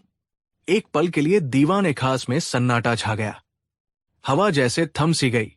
ये कैसा सवाल था? एक मंत्री की तुलना शहंशाहन से? ये तो सूरज से दिए की तुलना करने जैसा था। दरबारियों की आंखों में एक क्रूर चमक आ गई। आज बीरबल फंस गए थे, बुरी तरह फंस गए थे। ये एक ऐसा जाल था जिसके दोनों सिरे खतरनाक थे। अगर बीरबल कहते, जहांपनाह, आप बड़े हैं, तो ये एक साधारण चापलूसी भरा जवाब होता। शहंशाह कह सकते थे, ये तो हम जानते ही हैं, इसमें तुम्हारी बुद्धि कहाँ है? और दरबारी मजाक उड़ाते कि बीरबल डर गए। और अगर खुदान खास्ता बीरबल ने जुबान से ये निकाल दिया कि मैं बड़ा हूं, तो ये सीधे सीधे शहंशाह की तौहीन थी। ये राजद्रोह था जिसकी सजा मौत से कम नहीं थी। सभी दरबारी, खासकर मुल्ला दो प्याजा और सेनापति मान सिंह, जो बीरबल की चतुराई से अक्सर परेशान रहते थे, मन ही मन मुस्कुरा रहे थे। उन्हें लगा, आज बीरबल की कहानी का आखिरी पन्ना लिखा जाएगा। अकबर भी बीरबल के चेहरे के बदलते भावों को बड़े ध्यान से देख रहे थे। वो जानते थे कि उन्होंने बीरबल को एक ऐसी खाई के किनारे खड़ा कर दिया है जहां से बचना नामुमकिन है। लेकिन बीरबल के चेहरे पर शिकन तक नहीं आई। उन्होंने एक पल के लिए अपनी आंखें बंद की और फिर एक शांत मुस्कान के साथ उन्हें खोला। आलम पनाह, बीरबल ने अपनी सधी हुई आवाज में कहा, आपका सवाल जितना गहरा है, उसका जवाब उतना ही सरल है। लेकिन इस जवाब को समझने के लिए मुझे आपकी थोड़ी मदद और 24 घंटे की मोहलत चाहिए। ये सुनते ही एक दरबारी ने तंज कसा, वाह, जवाब सोचने के लिए 24 घंटे? लगता है आज अक्ल घास चरने गई है। अकबर ने उस दरबारी को घूरकर चुप कराया। उन्हें बीरबल के इस आत्मविश्वास में कुछ खास नजर आया। ठीक है बीरबल, शहंशाह ने कहा, तुम्हें 24 घंटे का वक्त दिया जाता है। कल इसी वक्त, इसी दरबार में तुम्हें अपना जवाब पेश करना होगा। लेकिन याद रहे, अगर तुम्हारा जवाब हमारे दिल को नहीं छुपाया या उसमें जरा भी गुस्ताखी की बू आई, तो तुम्हें सल्तनत छोड़कर जाना होगा। ये एक बहुत बड़ी शर्त थी। देश निकाला। बीरबल ने शांत भाव से सिर झुकाकर शर्त मंजूर कर ली और दरबार से चले गए। उनके जाने के बाद दरबार में कानाफूसी का दौर शुरू हो गया। अब क्या करेगा ये? कोई कहानी गढ़ेगा। कल देखना कैसे शहंशाह के पैरों में गिरकर माफी मांगेगा। उस रात आगरा शहर में कई लोगों को नींद नहीं आई। दरबारियों को कल होने वाले तमाशे का इंतजार था और आम जनता को इस बात की चिंता थी कि उनका प्रिय बीरबल इस मुश्किल से कैसे निकलेगा। अगले दिन दरबार वक्त से पहले ही खचाखच भर गया था। शहंशाह अकबर अपने सिंहासन पर विराजमान थे। उनके चेहरे पर एक गंभीर उत्सुकता थी। सबकी निगाहें दरवाजे पर टिकी थी। तभी बीरबल ने दरबार में प्रवेश किया। वो अकेले नहीं थे, उनके साथ 2 और लोग थे जिन्हें देखकर पूरा दरबार हैरान रह गया। एक था शहर का सबसे अमीर सेठ, जिसके कपड़ों से इत्र की महक आ रही थी और उंगलियों में हीरे की अंगूठियां चमक रही थी। और दूसरा था एक फटेहाल भिखारी, जिसके तन पर चिथड़े थे और आंखों में दुनिया भर की गरीबी और लाचारी।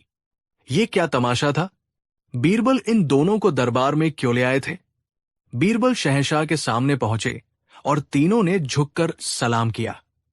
बीरबल, ये सब क्या है? अकबर ने पूछा। हमने तुमसे एक सवाल का जवाब मांगा था और तुम यहां पूरी नुमाइश लेकर चले आए। बीरबल ने हाथ जोड़कर कहा, गुस्ताखी माफ जहांपनाह। मेरा जवाब इन्हीं दोनों में छिपा है। बस आप मुझे अपनी बात रखने की इजाजत दें। अकबर ने इशारा किया। बीरबल उस अमीर सेठ की ओर मुड़े। सेठ जी, बीरबल ने पूछा, आप इस शहर के सबसे धनी व्यक्ति हैं। क्या आप इस फकीर को अपनी दौलत में से 100 सोने की अशर्फिया दान में दे सकते हैं? सेठ ने घमंड से शहंशाह की ओर देखा और फिर बीरबल से कहा, 100 अशर्फिया? आप कहें तो मैं इसे 1000 अशर्फिया दे दूं। मेरे लिए ये मामूली बात है। बहुत खूब, बीरबल मुस्कुराए। फिर वो उस फकीर की ओर मुड़े। और तुम, क्या तुम सेठ जी से ये दान स्वीकार करोगे? फकीर की आंखों में चमक आ गई। उसने जल्दी जल्दी सिर हिलाया। क्यों नहीं हुजूर, ये तो मेरी किस्मत खुल जाएगी। अब बीरबल शहंशाह अकबर की ओर मुड़े। आलम पनाह, बीरबल ने कहा, अब मेरी आपसे गुजारिश है। क्या आप शहंशाह होकर इस फकीर को अपनी सल्तनत में से एक छोटा सा गांव जागीर में दे सकते हैं?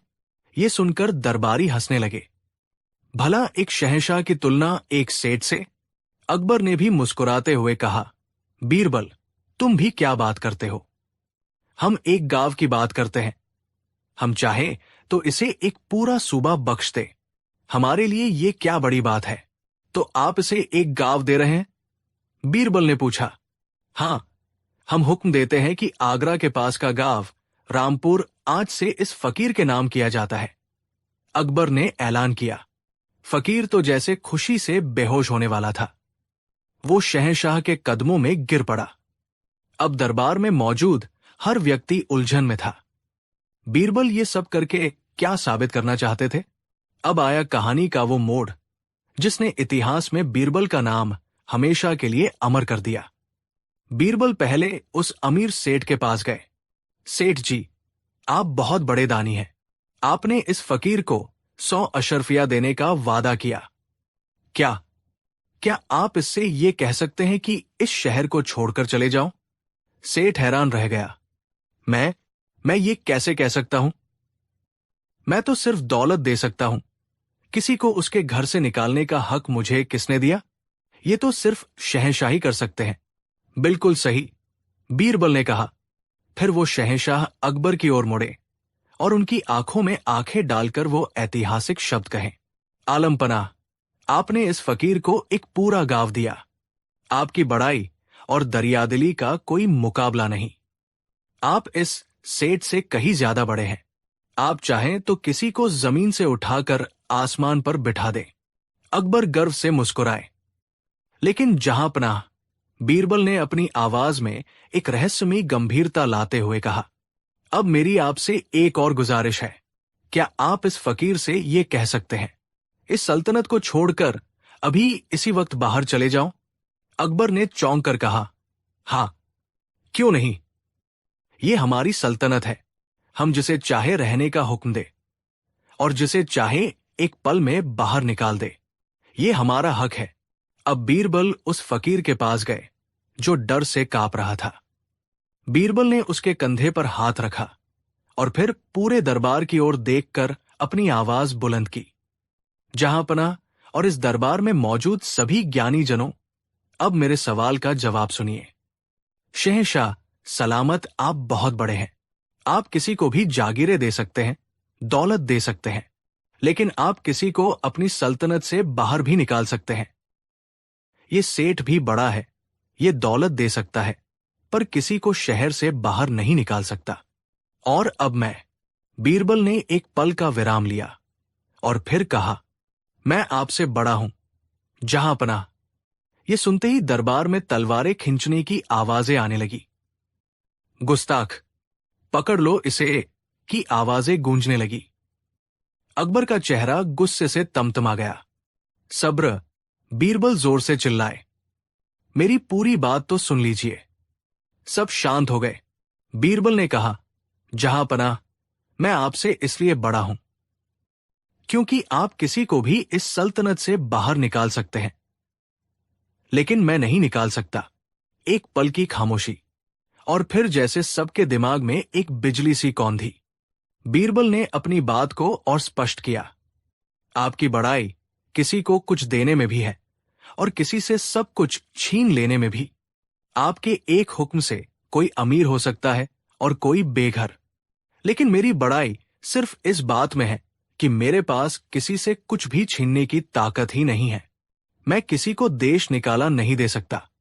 इस मामले में जहांपनाह, मेरा दिल आपसे बड़ा है, क्योंकि उसमें सिर्फ देने की जगह है, निकालने की नहीं। इसलिए जहांपनाह, आप शहंशाह होने के नाते मुझसे कहीं ज्यादा बड़े हैं, क्योंकि आपके पास बनाने और बिगाड़ने दोनों की शक्ति है। लेकिन एक इंसान होने के नाते मैं आपसे बड़ा हूं, क्योंकि मेरे पास सिर्फ जोड़ने की शक्ति है, तोड़ने की नहीं। यह सुनकर शहंशाह अकबर अपनी गद्दी पर जड़ हो गए। उनके रोंगटे खड़े हो गए थे। ये कैसा जवाब था? बीरबल ने न सिर्फ अपनी जान बचाई, बल्कि बड़पन की परिभाषा ही बदल दी थी। उन्होंने शहंशाह को बड़ा भी साबित किया और खुद को भी, और वो भी बिना किसी की तौहीन किए। दरबारियों के मुंह खुले के खुले रह गए थे। उनकी तलवारें हाथों में ही कांप रही थी। वो जिस बीरबल को फंसाना चाहते थे, उस बीरबल ने अपनी बुद्धि के सागर में उन्हें ही डुबो दिया था। शहंशाह अकबर अपनी गद्दी से उतरे, धीरे धीरे चलकर बीरबल के पास आए। उनके गुस्से की जगह अब उनकी आंखों में सम्मान और स्नेह का एक गहरा समंदर था। उन्होंने बीरबल को कसकर गले लगा लिया।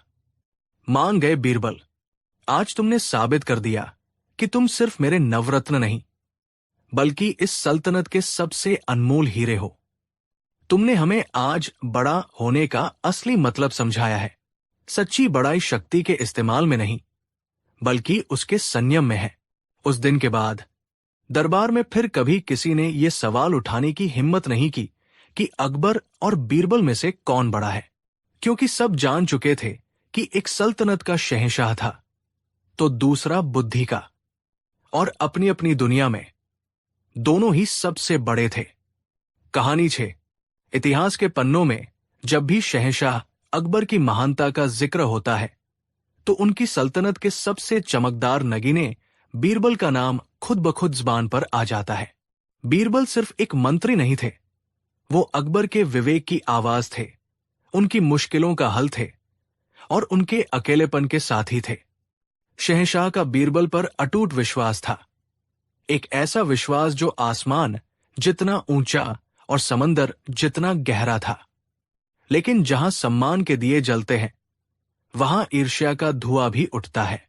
अकबर के दरबार में कई ऐसे अमीर और मंत्री थे जो बीरबल की इस हैसियत से जलकर कोयला हो जाते थे। उन्हें लगता था कि शहंशाह ने एक साधारण ब्राह्मण को जरूरत से ज्यादा सिर पर चढ़ा रखा है। इन जलने वालों का सरदार था हकीम जफर बेग, जो शाही हकीम होने के साथ साथ एक बेहद शातिर और मक्कार इंसान भी था। वो और उसके कुछ साथी, जैसे शाही खजांची इनायत खान और सुरक्षा प्रमुख दिलावर खान, हमेशा इसी ताक में रहते थे कि कैसे बीरबल को शहंशाह की नजरों में हमेशा के लिए गिरा दिया जाए। उन्हें बस एक मौके की तलाश थी, एक ऐसा मौका जो बीरबल की इज्जत और शोहरत को एक ही झटके में खाक में मिला दे। और जल्द ही किस्मत ने उन्हें वह मौका दे दिया। ईरान के शाह ने शहंशाह अकबर को दोस्ती के तोहफे के रूप में एक बेशकीमती हीरों का हार भेजा था। उस हार का नाम था नूर-ए-सल्तनत, यानी सल्तनत की रोशनी। उसमें जड़े हीरे इतने नायाब और चमकदार थे कि रात के अंधेरे में भी जुगनुओं की तरह चमकते थे। वो सिर्फ एक जेवर नहीं था, बल्कि दो महान सल्तनतों के बीच दोस्ती का प्रतीक था। अकबर उसे अपनी जान से भी ज्यादा अजीज रखते थे और उसे अपने निजी कक्ष में एक खास संदूक में रखते थे। एक सुबह जब शहंशाह उस हार को देखने के लिए अपने कक्ष में गए, तो उनके पैरों तले जमीन खिसक गई। संदूक का ताला टूटा हुआ था और नूर-ए-सल्तनत अपनी जगह से गायब था। खबर आग की तरह पूरे महल में फैल गई। शहंशाह का गुस्सा सातवें आसमान पर था।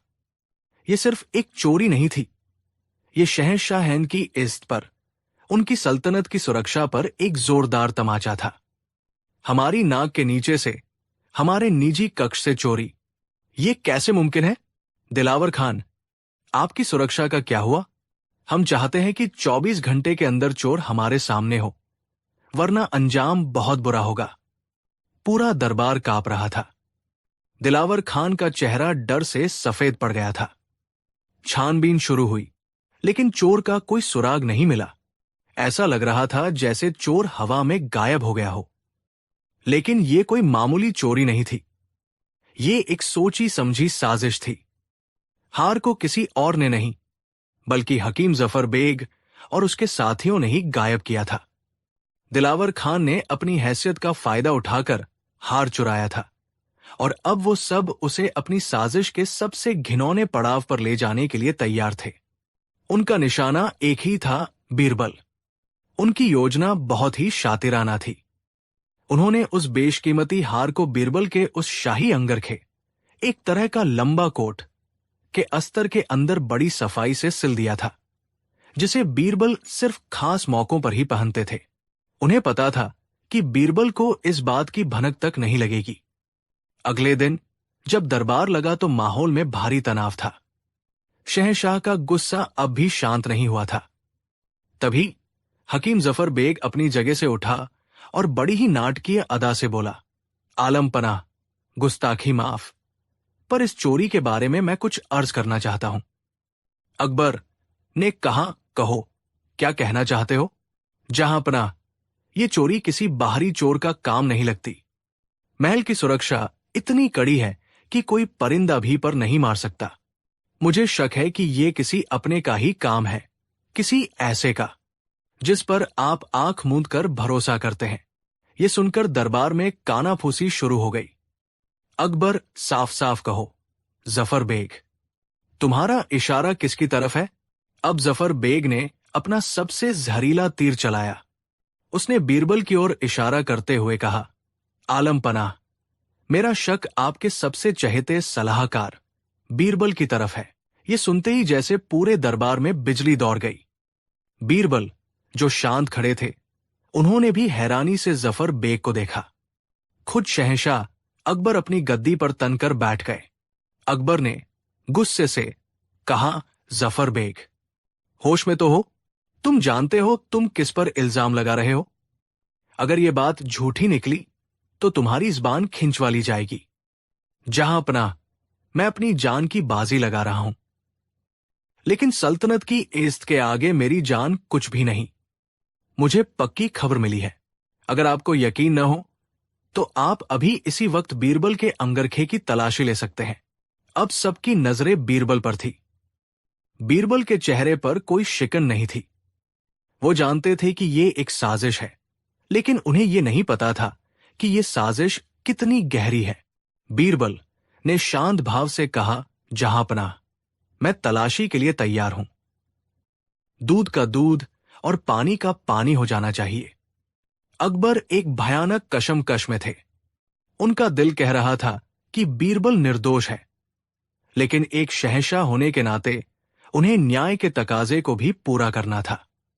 उन्होंने भारी मन से सिपाहियों को तलाशी का हुक्म दिया। सिपाहियों ने बीरबल के अंगरखे को टटोलना शुरू किया और कुछ ही पलों में एक सिपाही की आंखें हैरानी से चौड़ी हो गई। उसने अंगरखे के अस्तर को एक जगह से फाड़ा और अंदर से जो चीज निकली उसे देखकर पूरे दरबार की सांसें थम गई। वो नूर-ए-सल्तनत था, वही बेशकीमती हार जो बीरबल के लिबास में छिपा हुआ था। ये एक ऐसा पल था जिसने दोस्ती, विश्वास और वफादारी के हर धागे को तोड़कर रख दिया था। सबूत बीरबल के खिलाफ था। अकाट्य और सजीव, हकीम जफर बेग और उसके साथियों के चेहरों पर एक शैतानी मुस्कान थी। उनकी साजिश कामयाब हो चुकी थी। अकबर की आंखों में आंसू थे। उन्हें अपनी आंखों पर यकीन नहीं हो रहा था।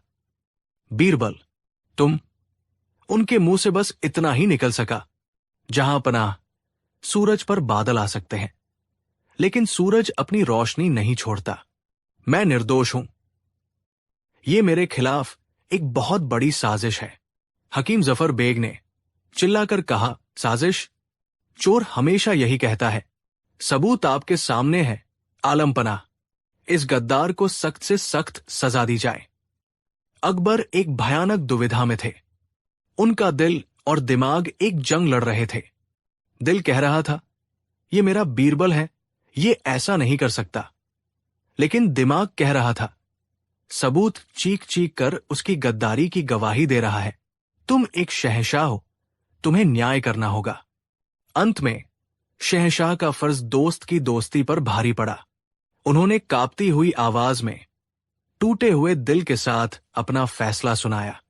अकबर ने कहा, सबूतों को मद्देनजर रखते हुए बीरबल को इस संगीन जुर्म का दोषी पाया जाता है, लेकिन उनकी पुरानी सेवाओं को देखते हुए हम उन्हें मौत की सजा नहीं देते।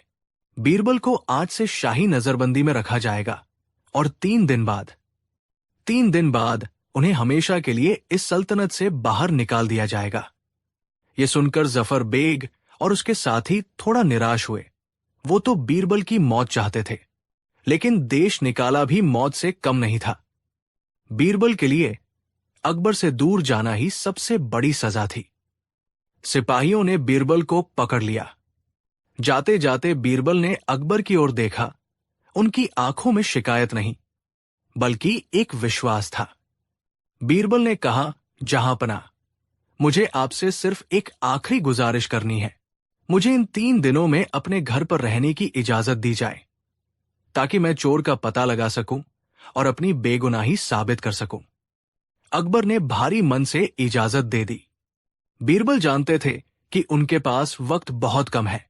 वो ये भी समझ गए थे कि चोर कोई एक नहीं है, ये एक पूरा गिरोह है और वो दरबार के अंदर ही मौजूद है। लेकिन उन्हें कैसे बेनकाब किया जाए? उनके पास कोई सबूत नहीं था। अचानक बीरबल की आंखों में एक चमक आई। उनके दिमाग में एक योजना ने जन्म लिया। एक ऐसी योजना जो चोरों को खुद अपना जुर्म कबूल करने पर मजबूर कर देगी। अगले दिन बीरबल ने शहंशाह को एक संदेश भिजवाया, जहांपनाह, मुझे चोर का पता चल गया है, लेकिन वो इतना शातिर है कि उसे पकड़ने के लिए मुझे आपकी मदद चाहिए।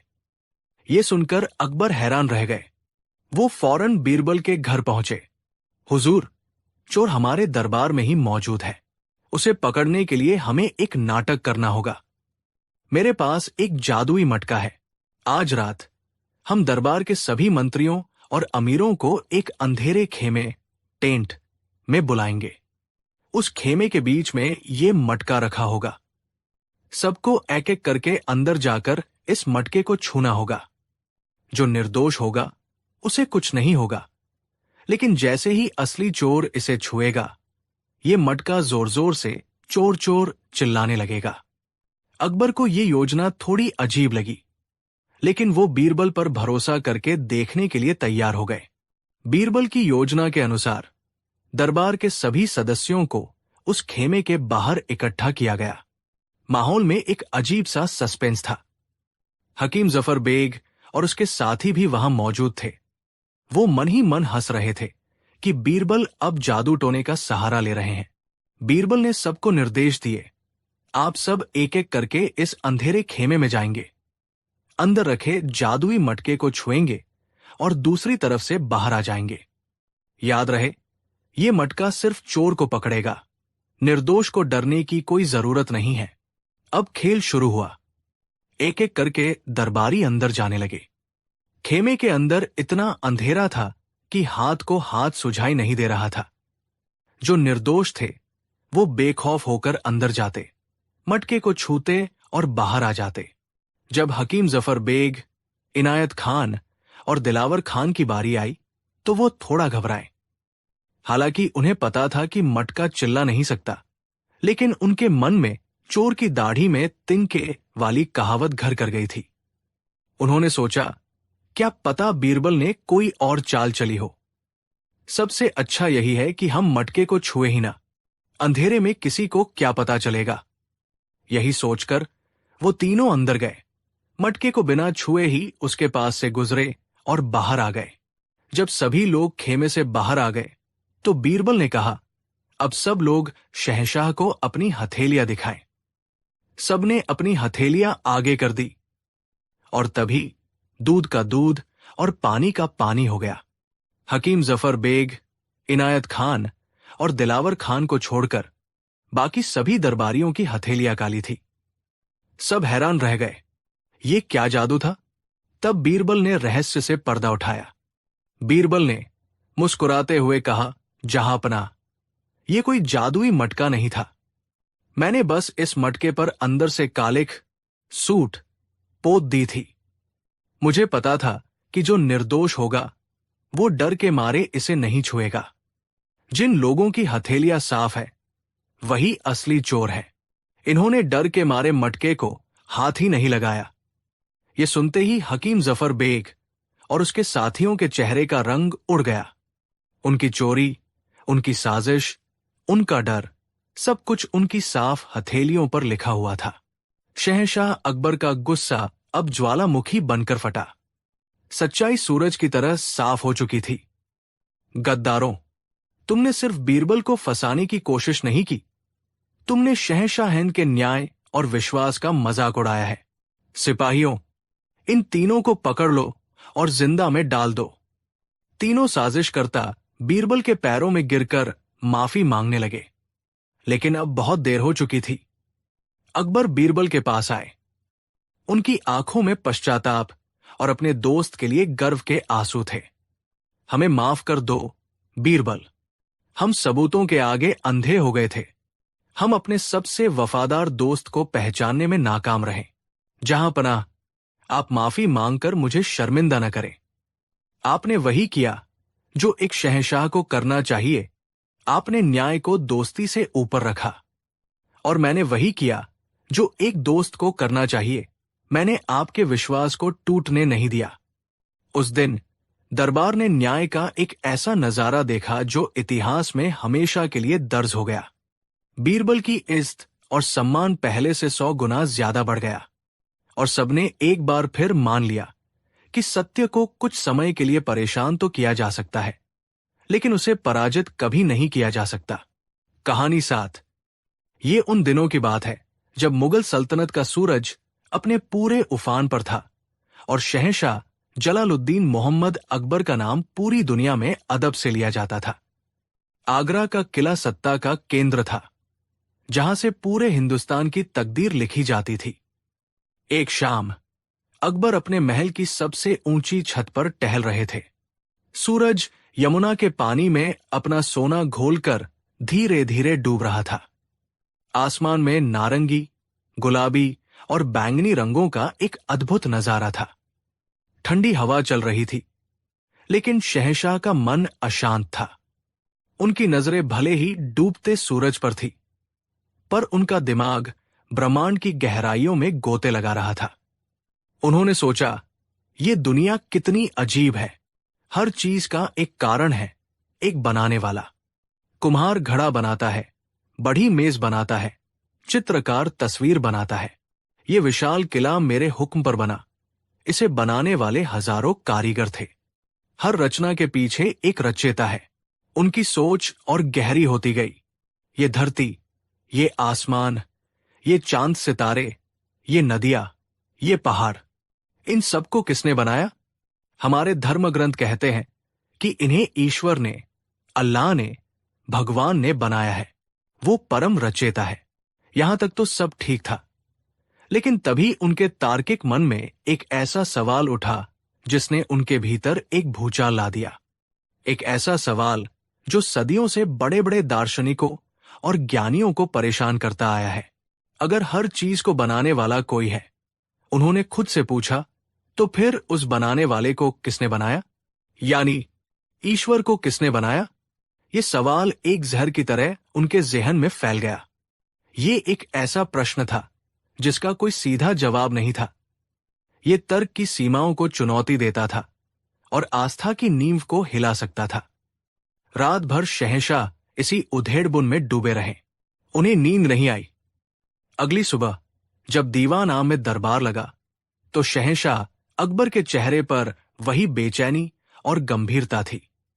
वो चुपचाप सिंहासन पर बैठे थे और दरबार की कार्यवाही में उनका जरा भी मन नहीं लग रहा था। उनके नवरत्न और अन्य दरबारी उनकी इस खामोशी से हैरान थे। अंत में अकबर ने अपनी चुप्पी तोड़ी। उनकी आवाज में एक अजीब सी गहराई थी। दरबारियों, आज हमारे मन में एक ऐसा सवाल है जिसने हमें रात भर सोने नहीं दिया। हम चाहते हैं कि इस दरबार में मौजूद हर आलिम, हर पंडित, हर ज्ञानी इस पर विचार करे और हमें एक संतोषजनक जवाब दे। पूरे दरबार में सन्नाटा छा गया। शहंशाह ने अपना सवाल दागा। हम सब मानते हैं कि इस दुनिया को ईश्वर ने बनाया है, लेकिन हमारा सवाल यह है कि उस ईश्वर को किसने बनाया? यह सवाल किसी बम की तरह दरबार में गिरा। सब एक दूसरे का मुंह देखने लगे। ये एक ऐसा सवाल था जिसे पूछने की हिम्मत भी कोई नहीं कर सकता था, क्योंकि इसे पूछना ईश्वर के अस्तित्व पर सवाल उठाने जैसा था। दरबार में मौजूद शाही इमाम और बड़े बड़े धर्मगुरुओं के चेहरे पर गुस्सा और हैरानी के भाव एक साथ आ गए। शहंशाह के सवाल ने एक बहस छेड़ दी।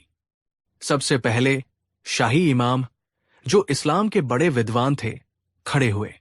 उन्होंने थोड़े सख्त लहजे में कहा, आलम पनाह, ये एक कुफ्र, ईशनिंदा से भरा सवाल है। अल्लाह स्वयंभू है। वो हमेशा से था, हमेशा रहेगा। उसे किसी ने नहीं बनाया। वो वजह अव्वल है, यानी हर चीज का पहला कारण। उसके कारण के बारे में पूछना ही सबसे बड़ी नादानी है। अकबर ने सिर हिलाया। इमाम साहब, हम आपकी आस्था का सम्मान करते हैं, लेकिन वो स्वयंभू है, ये एक विश्वास है, हमारे तार्किक मन का समाधान नहीं। हमारा मन क्यों और कैसे जानना चाहता है। अगर हर चीज का कोई बनाने वाला है, तो ये नियम ईश्वर पर आकर क्यों रुक जाता है? इसके बाद दरबार में मौजूद एक महान वेदांती पंडित जी खड़े हुए। उन्होंने संस्कृत के श्लोकों का उच्चारण करते हुए कहा, महाराज, आपका प्रश्न गहन है। हमारे वेदों के अनुसार ब्रह्मा ही अंतिम सत्य है। वो अनादि है, अनंत है, अकारण है। वो निराकार है और हर आकार में वही व्याप्त है। वो कारण और कार्य दोनों से परे है। उसे बनाने का प्रश्न ही नहीं उठता, क्योंकि बनना और बनाना समय और स्थान के भीतर होता है, जबकि ब्रह्मा इन सबसे परे है। अकबर ने कहा, पंडित जी, आपकी बातें बहुत गूढ़ और ज्ञानवर्धक है, लेकिन ये एक आम इंसान की समझ से बहुत परे है। हम कोई ऐसा जवाब चाहते हैं जिसे एक साधारण दिमाग भी समझ सके, महसूस कर सके। अब बारी थी मुल्ला दो प्याजा की, जो बीरबल से जलते थे और हमेशा उन्हें नीचा दिखाने का मौका ढूंढते थे। उन्होंने सोचा कि ये बीरबल को फंसाने का सुनहरा मौका है। मुल्ला ने व्यंग्यात्मक मुस्कान के साथ कहा, जहां पनाह, ये सवाल ही गलत है। कुछ चीजें इंसान की समझ से बाहर होती हैं और उन्हें वैसे ही स्वीकार कर लेना चाहिए। मुझे तो लगता है कि आपके इस जटिल सवाल का जवाब हमारे चतुर शिरोमणि बीरबल के पास भी नहीं होगा। क्यों बीरबल, आज तुम्हारी बुद्धि भी घास चरने चली गई क्या? सबकी निगाहें अब बीरबल की ओर घूम गई, जो अब तक चुपचाप एक कोने में खड़े सब कुछ देख और सुन रहे थे। उनके चेहरे पर न तो कोई घबराहट थी और न ही कोई अहंकार, बस एक शांत सी मुस्कान थी। अकबर ने उम्मीद भरी नजरों से बीरबल की ओर देखा। बीरबल, क्या इस विषय पर तुम कुछ कहना चाहोगे? क्या तुम्हारे पास हमारे इस बेचैन मन के लिए कोई मरहम है? बीरबल ने आगे बढ़कर शहंशाह को सलाम किया। आलम पनाह, आपका सवाल न तो कुफ्र है और न ही नादानी। ये एक जिज्ञासु मन की स्वाभाविक उपज है। जो सोचेगा वो ये सवाल जरूर पूछेगा। उन्होंने आगे कहा, दरबार में मौजूद सभी विद्वानों ने जो कहा वो अपनी अपनी जगह पर सत्य है। ईश्वर स्वयंभू है, अनादि है, अकारण है, लेकिन ये केवल शब्दों का ज्ञान है। मैं आपको इस सत्य का अनुभव करवाना चाहता हूं, एक ऐसा जवाब देना चाहता हूं जिसे आप सिर्फ सुनेंगे नहीं बल्कि देखेंगे और समझेंगे। अकबर की आंखों में चमक आ गई। हम यही तो चाहते हैं बीरबल। बीरबल ने कहा, लेकिन जहांपनाह, इस अनुभव के लिए मुझे कुछ समय और कुछ चीजों की जरूरत होगी।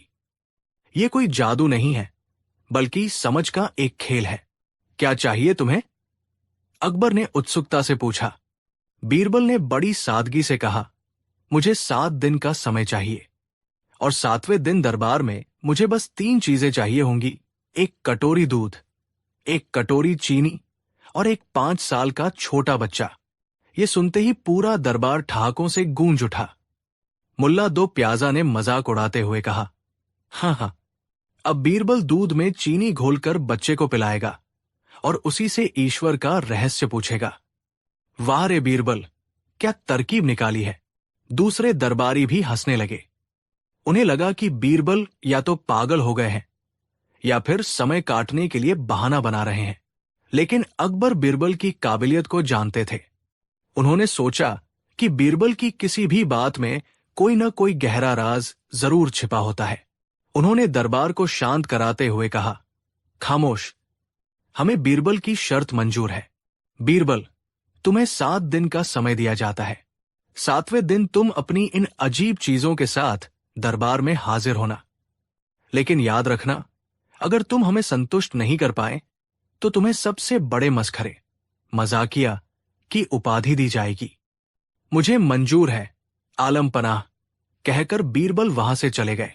7 दिन कैसे बीते पता ही नहीं चला। पूरे आगरा में यह खबर फैल गई थी कि बीरबल एक बच्चे, दूध और चीनी से ये बताने वाले हैं कि ईश्वर को किसने बनाया। 7वें दिन दीवान ए खास लोगों से खचाखच भरा हुआ था। हर कोई ये अनोखा तमाशा देखने के लिए उत्सुक था। शहंशाह अकबर अपने सिंहासन पर विराजमान थे। उनके आदेश पर एक प्यारा सा मासूम 5 साल का बच्चा, जिसका नाम गोपाल था, दरबार में लाया गया।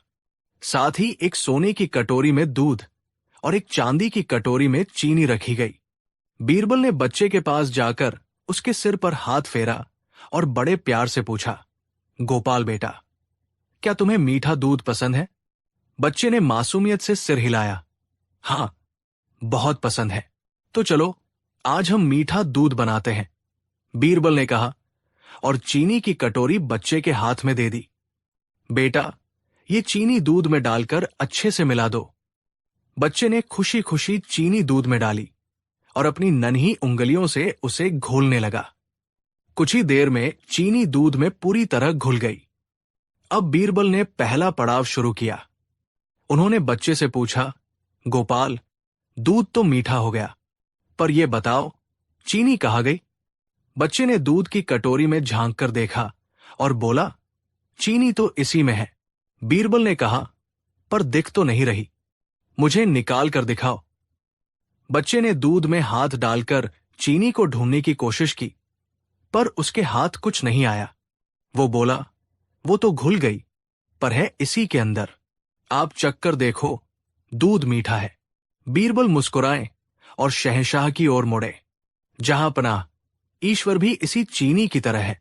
वो इस सृष्टि के कण कण में घुला हुआ है, हर चीज को मिठास और सार्थकता दे रहा है, पर इन आंखों से दिखाई नहीं देता। उसे केवल अनुभव किया जा सकता है। दरबार में बैठे लोग इस सरल उदाहरण से प्रभावित हुए। लेकिन अकबर ने कहा, यह तो ठीक है बीरबल, लेकिन यह हमारे मूल प्रश्न का उत्तर नहीं है। हमारा सवाल था कि ईश्वर को बनाया किसने? मैं उसी पर आ रहा हूं। जहां पनाह, बीरबल ने शांति से कहा। अब बीरबल ने बच्चे से दूसरा सवाल पूछा, गोपाल बेटा, ये बताओ, दही किससे बनता है? बच्चे ने तुरंत जवाब दिया, दूध से। बहुत अच्छे। और मक्खन किससे बनता है? दही से। और घी?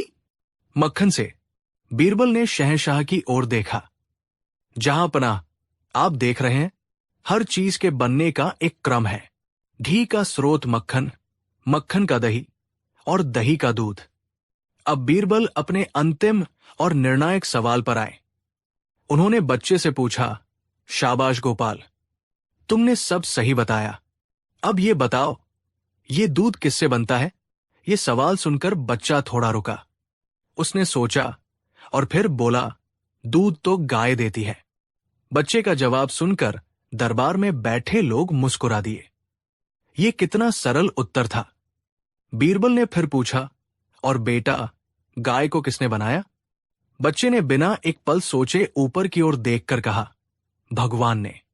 अब दरबार में पूरी तरह शांति छा गई थी। हर कोई सांस रोके देख रहा था कि बीरबल अब आगे क्या करने वाले हैं। बीरबल ने बच्चे के सामने झुककर, उसकी आंखों में आंखें डालकर बहुत ही धीरे से वही सवाल पूछा जो शहंशाह ने पूछा था, और प्यारे गोपाल, उस भगवान को किसने बनाया? बच्चा बीरबल को देखकर खिलखिलाकर हंस पड़ा, जैसे किसी ने उससे दुनिया का सबसे मजेदार और बेतुका सवाल पूछ लिया हो। वो अपनी तोतली ज़बान में बोला, आप भी कैसी बातें करते हो? भगवान को कोई बनाता थोड़ी है, वो तो खुद ही होते हैं, सब कुछ वही तो बनाते हैं। ये कहकर वो फिर से हंसने लगा। उसकी हंसी इतनी निश्चल और सच्ची थी कि पूरे दरबार का गंभीर माहौल हल्का हो गया। बीरबल सीधे खड़े हुए और शहंशाह अकबर की ओर मुड़े। उनके चेहरे पर एक गहरी संतुष्टि का भाव था। जहां पनाह, बीरबल ने कहा, आपके सवाल का जवाब इस बच्चे की हंसी और उसकी बातों में है। उन्होंने समझाया, हमारा तार्किक मन हर चीज को एक क्रम में देखता है, घी, मक्खन, दही, दूध। लेकिन दूध पर आकर ये क्रम बदल जाता है। दूध किसी चीज से बनता नहीं है, उसे गाय देती है। वो एक स्रोत है। इसी तरह हमारा मन हर रचना के पीछे रचयिता को ढूंढता है, लेकिन ईश्वर पर आकर ये तर्क समाप्त हो जाता है। वो परम स्रोत है। इस बच्चे का मन अभी दुनिया के तर्कों और कुतर्कों से मैला नहीं हुआ है। वो जानता है कि हर चीज का एक अंत होता है, एक शुरुआत होती है। उसके लिए ईश्वर ही वो शुरुआत है, जहां से सब कुछ शुरू होता है। उसके आगे किसने बनाया का सवाल ही पैदा नहीं होता। इसीलिए उसे ये सवाल मजाकिया और बेतुका लगा। आलम पनाह, ईश्वर को किसने बनाया, ये सवाल हमारे सीमित मानव मस्तिष्क की उपज है, जो हर चीज को कारण और कार्य के तराजू में तौलता है, जबकि ईश्वर इन सभी नियमों से परे है। वो बिंदु है जहां तर्क समाप्त होता है और आस्था का आरंभ होता है। इस सवाल का सबसे सच्चा जवाब किसी ज्ञानी के जटिल श्लोकों में नहीं, बल्कि इस बच्चे की निश्चल हंसी में छिपा है। बीरबल की बातें सुनकर शहंशाह अकबर अपनी सिंहासन से उठ खड़े हुए। उनकी आंखें भर आई थी। उन्हें अपने सवाल का जवाब मिल गया था। वो जवाब किसी किताब में नहीं, बल्कि प्रकृति की सबसे सुंदर रचना, एक बच्चे की मासूमियत में मिला था। उन्होंने आगे बढ़कर उस बच्चे को गोद में उठा लिया और प्यार किया। फिर वो बीरबल की ओर मुड़े।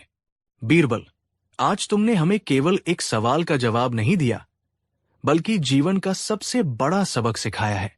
तुमने साबित कर दिया कि सबसे गहरे रहस्य का हल सबसे सरल चीजों में छिपा होता है। हम तुम्हारी बुद्धि और प्रज्ञा के कायल हैं। शहंशाह ने बीरबल को हीरे जवाहरात से तौल देने का आदेश दिया और मुल्ला दो प्याजा और अन्य दरबारियों के चेहरे शर्म से झुक गए। उस दिन के बाद शहंशाह अकबर ने फिर कभी ऐसा सवाल नहीं पूछा जो तर्क की सीमाओं से परे हो। वो समझ गए थे कि कुछ चीजें जानने के लिए नहीं, बल्कि सिर्फ मानने और महसूस करने के लिए होती है।